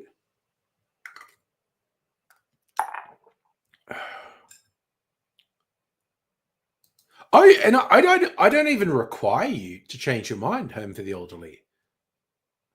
Just kind of, if you say something and I say no, it's pissing me off. Oh, sorry. Okay, he had a hissy fit over the weirdest thing. Okay, so, and he can paint me as a prick for saying it like this. Yeah, oh god, we talk about the Clerks thing. I love that. Okay, so Rays, what happened? Okay, so he was saying we were talking about could anything stop Trump, and I was like, I don't know, it's kind of fucking scary because you control the Congress, the lower house, the Senate, the courts. It's pretty fucking terrifying. And Justin was saying there would probably be another impeachment move against Trump. And yeah, if the Democrats take back the lower house of Congress, Trump will definitely do impeachable things. Trump will definitely do criminal things. No doubt, no argument whatsoever. But impeachment's not a legal thing, it's a political thing. So Justin was saying he thinks the Democrats will come up. And I said, dude, I don't fucking know. I don't know. And he went, historically, the opposition party in the US usually makes grounds in the midterms, and he cited there was only a small number of times in history where that hasn't happened. And I went, yeah, but because it hasn't happened in the past is not relevant to what happens in the future, because we've got a whole bunch of weird, crazy shit happening now that has never happened before. And saying because it's happened in the past means it will happen again is not logical. And and Justin got mad saying it was just he got really, and I just say, and what I was literally saying was that's not logical. Saying that because the past patterns look like this, I can predict what the future patterns are. No, because we live in unprecedented times. Things are happening now that have never happened before. And saying because usually in the past, the opposition party has picked up control of the lower house of Congress, which, and the way the American impeachment thing works, Congress has to say, yeah, here's the impeachment motion, we pass it. Then it goes to the Senate, and the Senate has to, and there's no way the Democrats are going to control both Congress and Senate. But maybe they'll get Congress, and maybe they will. But he was saying it was pretty much a done deal. And I was like, it doesn't make sense to say history says this, therefore the future will be the same. So that's just not logical. It does not follow. And he pissed his pants. No, he just had a shit fit and said he was leaving. And I was like, bye, Felicia. He's bitter that he didn't jump on the Beast bandwagon. Maybe. Okay, we're going to do a double or nothing about so talking about federal election, I guess there. Double or nothing on the Libs winning the federal election. I was reading some stuff on ABC because I have horrible, horrible fears and concerns of the Libs. And look, eventually the Liberal Party are gonna win an election because that's life, that's politics, that's the world. I don't want Labor to be in power forever. I'm also not much of a fan of the current Labor government, but yeah, Dutton as PM is fucked. So, but it will actually be difficult for the Libs to win the next election. Everyone's kind of predicting a hung parliament, and the majority of the independents and the Greens are probably going to support Labor. It's going to be a fucking. The federal election is going to be fascinating. The next Victorian state election is going to be fascinating. There's 2 by-elections in Victoria this weekend. I think one's federal, one's state. Yeah, I mean, 19 seats is not a small thing. And they are being attacked on the flanks by independent conservatives.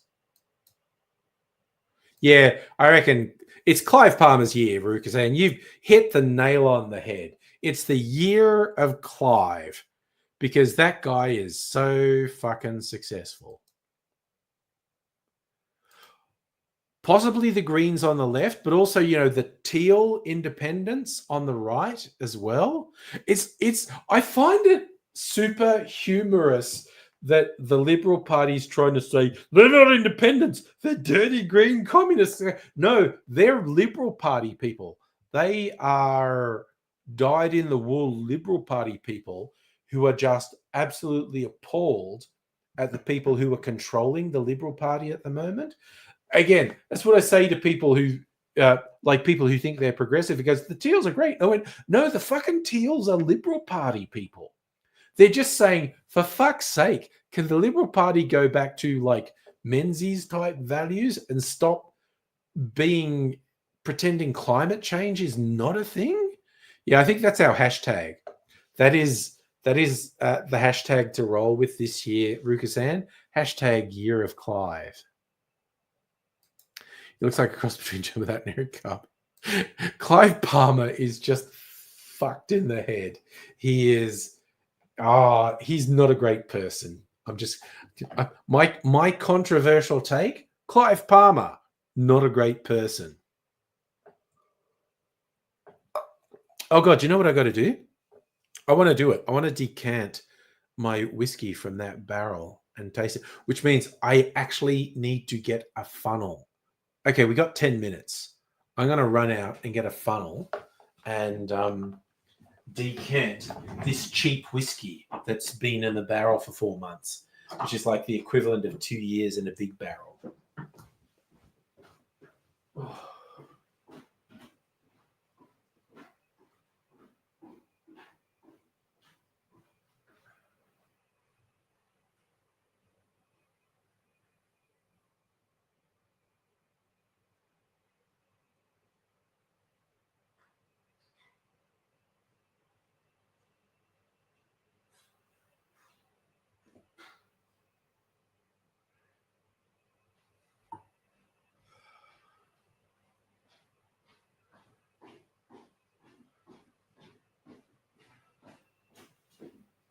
Alrighty. Also, it will be fun to see how much angel share we lost on this whiskey as well. Because I added some other stuff in. There should have been about a litre in there. And this bottle's 750 mils. Got that. I got my sieve there so I don't get any Which barrel is it? Cheap whiskey number 2. All right. Let's do it. Put this in here. And away we go. Okay. So, cheap Coles whiskey. Been in the barrel for 4 months. It's actually slightly less because I put the date there. It was October 6th. But you know what? Fuck it. Close enough. 4 months in the little barrel. which because of the contact with the surface area, I think is the equivalent of about two extra years in a big barrel. And it's certainly dark because I primed the barrel with some red wine, I think. Oh, damn. I think we got a lot of angel share.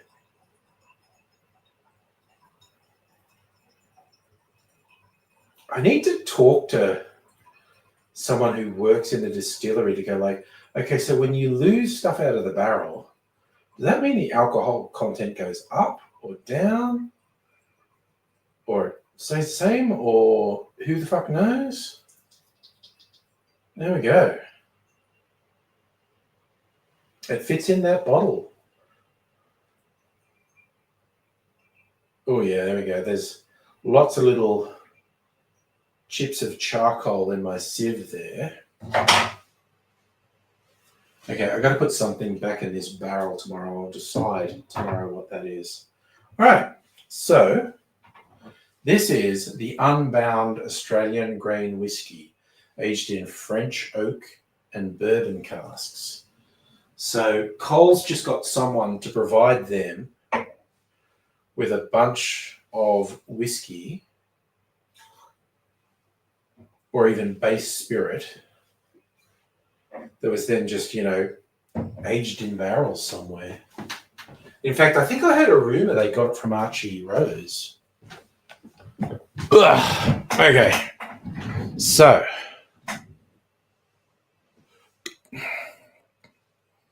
Ooh.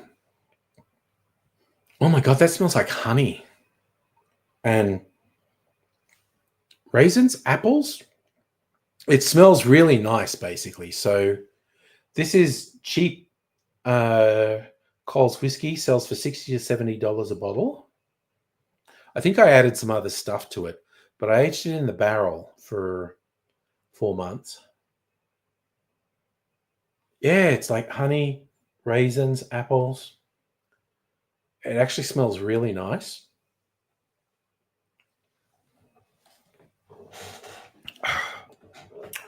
Oh, that's got a bit of heat. Oh, the raisin continues.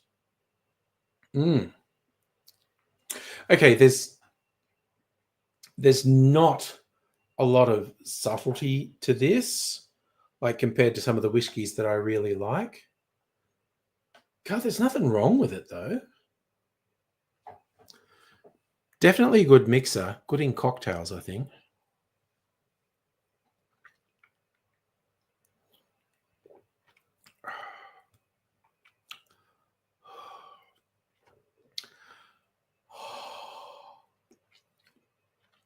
There is a bit of heat in this, and it's only 40% ABV. Yeah, no, it's picked up that from the barrel. Like between putting spirits in it, I put like red wine or port in the barrel, which gives it a bit more color. So that color's way deeper than the original one. Like, actually, that's not a bad take. Raisin bread, Safa, or even like dates. And yes, Rays, I believe if you put whiskey under pressure, it will affect the flavor. My favorite was a funny thing the Neds people did. Like Neds, and I think they're in trouble financially because their plan never worked. They wanted to kind of supplant Jim Beam and Jack Daniels, and it didn't quite work. But they had one of their whiskeys, they put the barrels in a container, like a shipping container, and then they had these speakers, and they're playing the recording of like V8 supercars zooming around Mount Panorama and just blasting these sound waves into the barrels. And that would affect the flavor in the barrels because the wood would vibrate and the whiskey would interact with it differently. I did actually taste their Sounds of Bathurst whiskey. It wasn't acceptable, but there's nothing wrong with Ned's. I think it's a good mixing whiskey.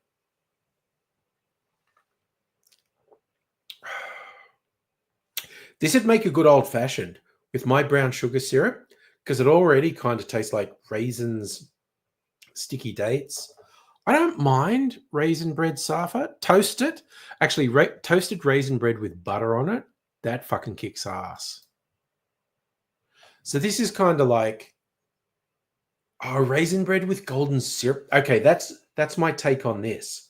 Raisin bread with golden syrup on it. That is not bad. So, if you see, Coles have two cheapish Australian whiskies that they sell. One, the default price is about $60 for a bottle. That's called Hunter's End, which is a cute bottle. And then there's this one, Unbound, that the default price is about $70 a bottle. This is way darker. This is way darker than it is when you buy it. So, okay, I just knocked my knife over. If you all want to try one of the cheap whiskies, so that would be Ned's whiskey, Ned's blended, or these Coles ones, but you want to make it more interesting, hit me up if you get one. I'll send you one of these barrel. Send me a postcard saying I want to get the cheap whiskey. I'll send you one of these barrel staves, and you just drop it in the bottle for about a month, and it will give the whiskey a different character. So this is those barrels there. I had one that I took apart, and so that's the outside that you see, but the inside is all burnt and it's got a flavor. So drop this in the bottle of the cheap whiskey and give it a month or multiple months, and I think it will improve the flavor of the whiskey. So that's my deal. Hit me up and I'll send you that. Don't hear of many buying raisin bread anymore. It's a generational thing. I think Mrs. Angry likes raisin bread, though I'm not sure. Oh, God. Okay. Golden and maple syrup are completely different. Maple syrup literally comes from maple trees. It's the sap from maple trees. And I don't know what magical process they put it through to turn it into syrup. But golden syrup is a byproduct of sugarcane, I'm pretty sure. But they're completely different. They taste completely different. Yeah, that's basically it, Summer. Rays. Golden syrup is a sugar byproduct, I'm pretty sure. And the base of maple syrup is the sap from the maple tree. And they taste completely different. That's what I'm always saying with whiskeys. When I'm trying to describe the whiskey, the difference between whiskeys, I'm usually trying to describe the difference. What sort of sweet is it? Is it sugar sweet? Is it honey sweet? Is it golden syrup sweet? Is it maple sweet? Is it, what is the sweetness? I don't think they use golden syrup. I think they just call it pancake syrup. Golden syrup, there's an actual definition of what golden syrup is. Rays, you can scratch and sniff the Canadian. I've heard that. I don't know if that's true, but I have heard that. Scratch and sniff Canadian money smells like maple syrup. I've definitely heard that, though. But yeah. No, you've done it, and it's true. Okay. There you go. I don't think I've ever had Canadian money. But I definitely heard that. Oh, drinking a bit of water before bedtime. Actually, you know what I'm going to do? Give Mrs. Angry a bit of flavor for this orange peel to put in her hot chocolate in the morning. Because even though we made the old-fashioned Esposito a couple of times, that's mainly just water. So I'm going to put some of this liqueur in there. My special spiced apple brown sugar liqueur. Brandy, whiskey, and rum. Because I'm a madman. So there's a thing. It's in the corner of the note. It's really mild, but it's real. There you go.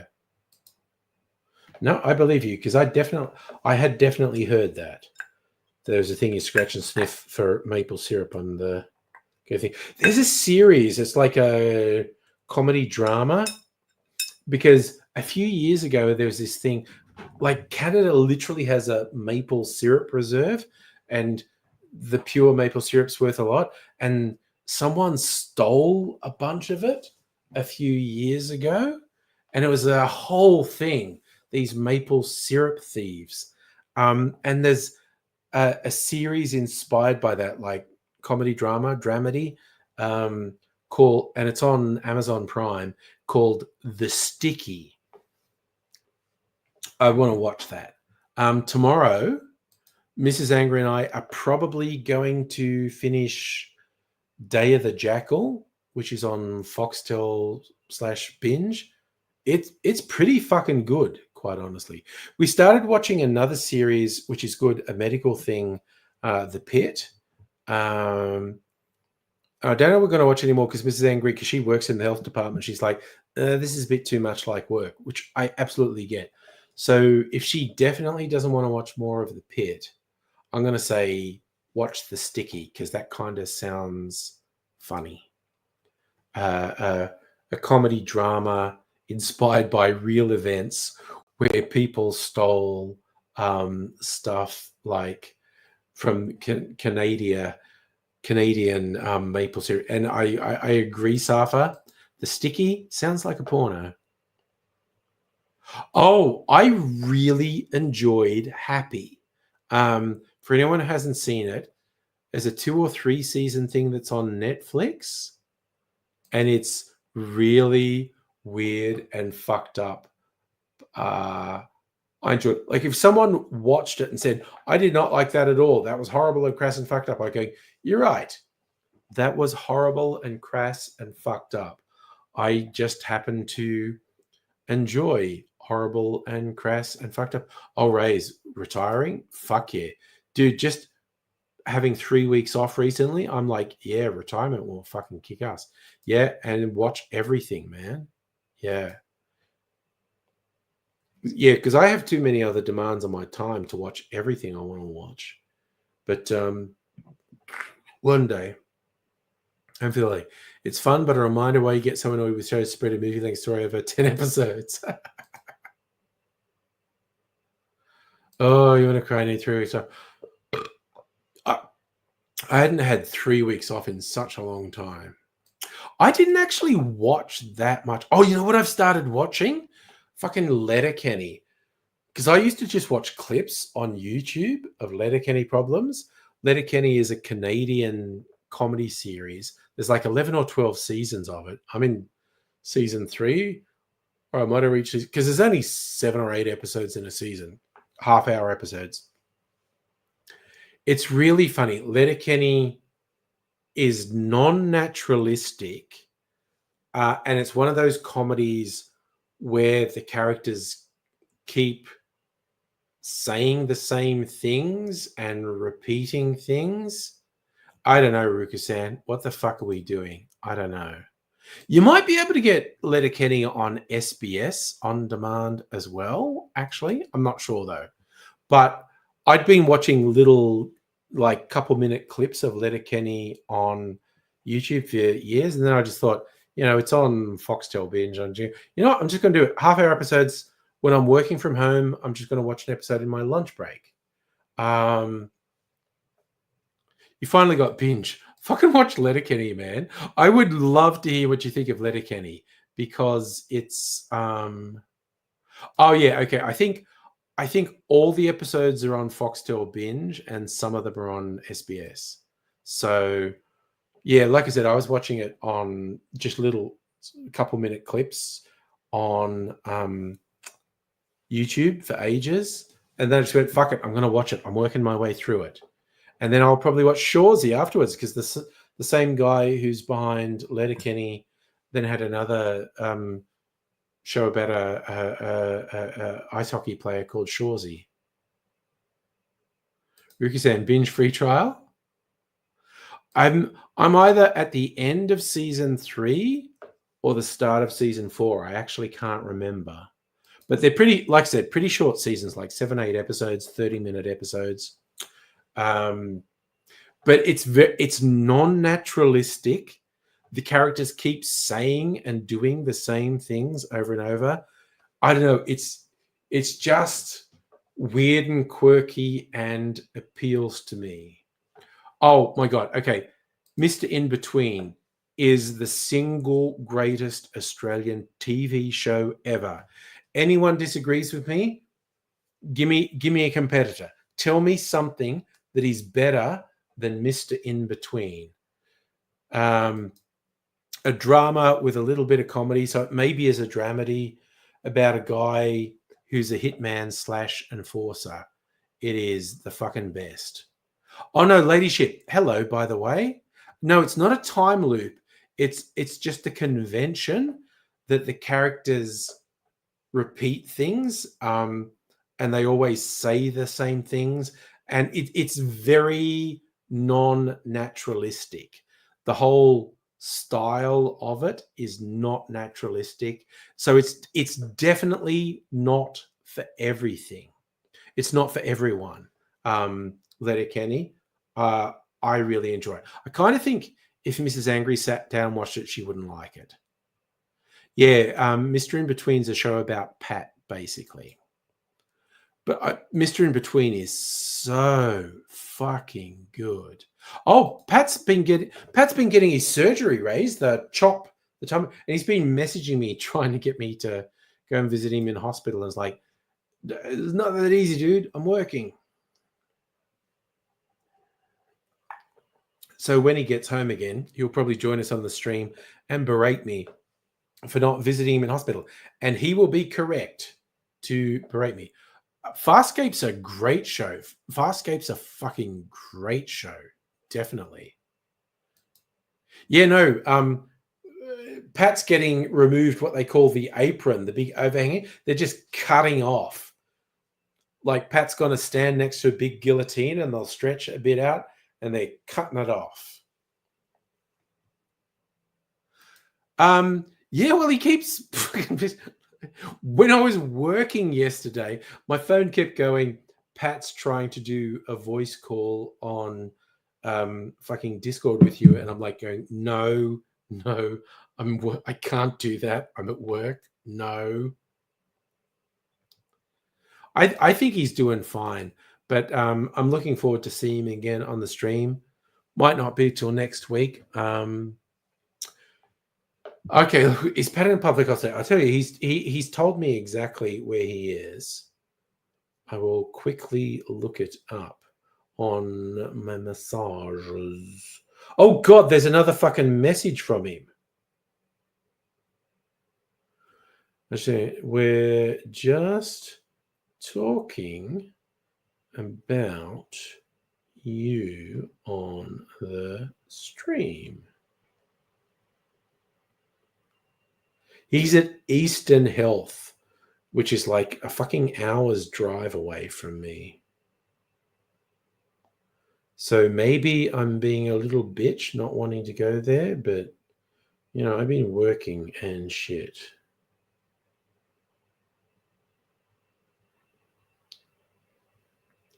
So I just told him we're talking about, hey, Heine, been lurking for 30 minutes. Fair enough. You don't want to go to work? I don't want to go to work. I normally would have gone into the office today and yesterday. I didn't this week because it's like, fuck it.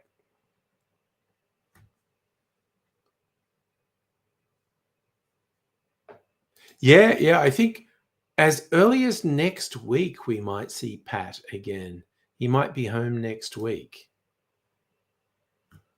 Because the surgery, I think it counts as major surgery because it isn't insignificant. All right. Did I leave that for Mrs. Angryfield? Oh, it's 10 o'clock. God, it's 10 past 10.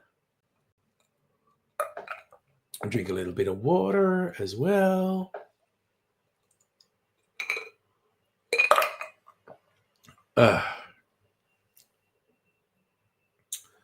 All right.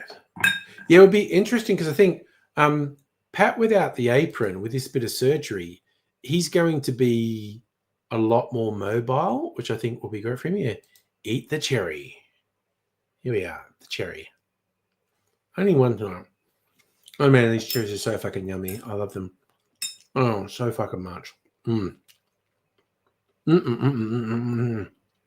Okay, so cool. So I've got this bottle of cheap whiskey, which is pretty good. So I got that to use in stuff. Thursday, I think we'll do. I think we got one more test run. Yeah, no, I saw the cherry emoji. Yeah, which is funny because sometimes with YouTube comments, I don't see the emoji. I just see a thing saying text saying what the emoji is, but I actually saw the cherry emoji. I have not had a text from Mrs. Angry, so I think she's still up, but who knows? But I'm going to go to bed.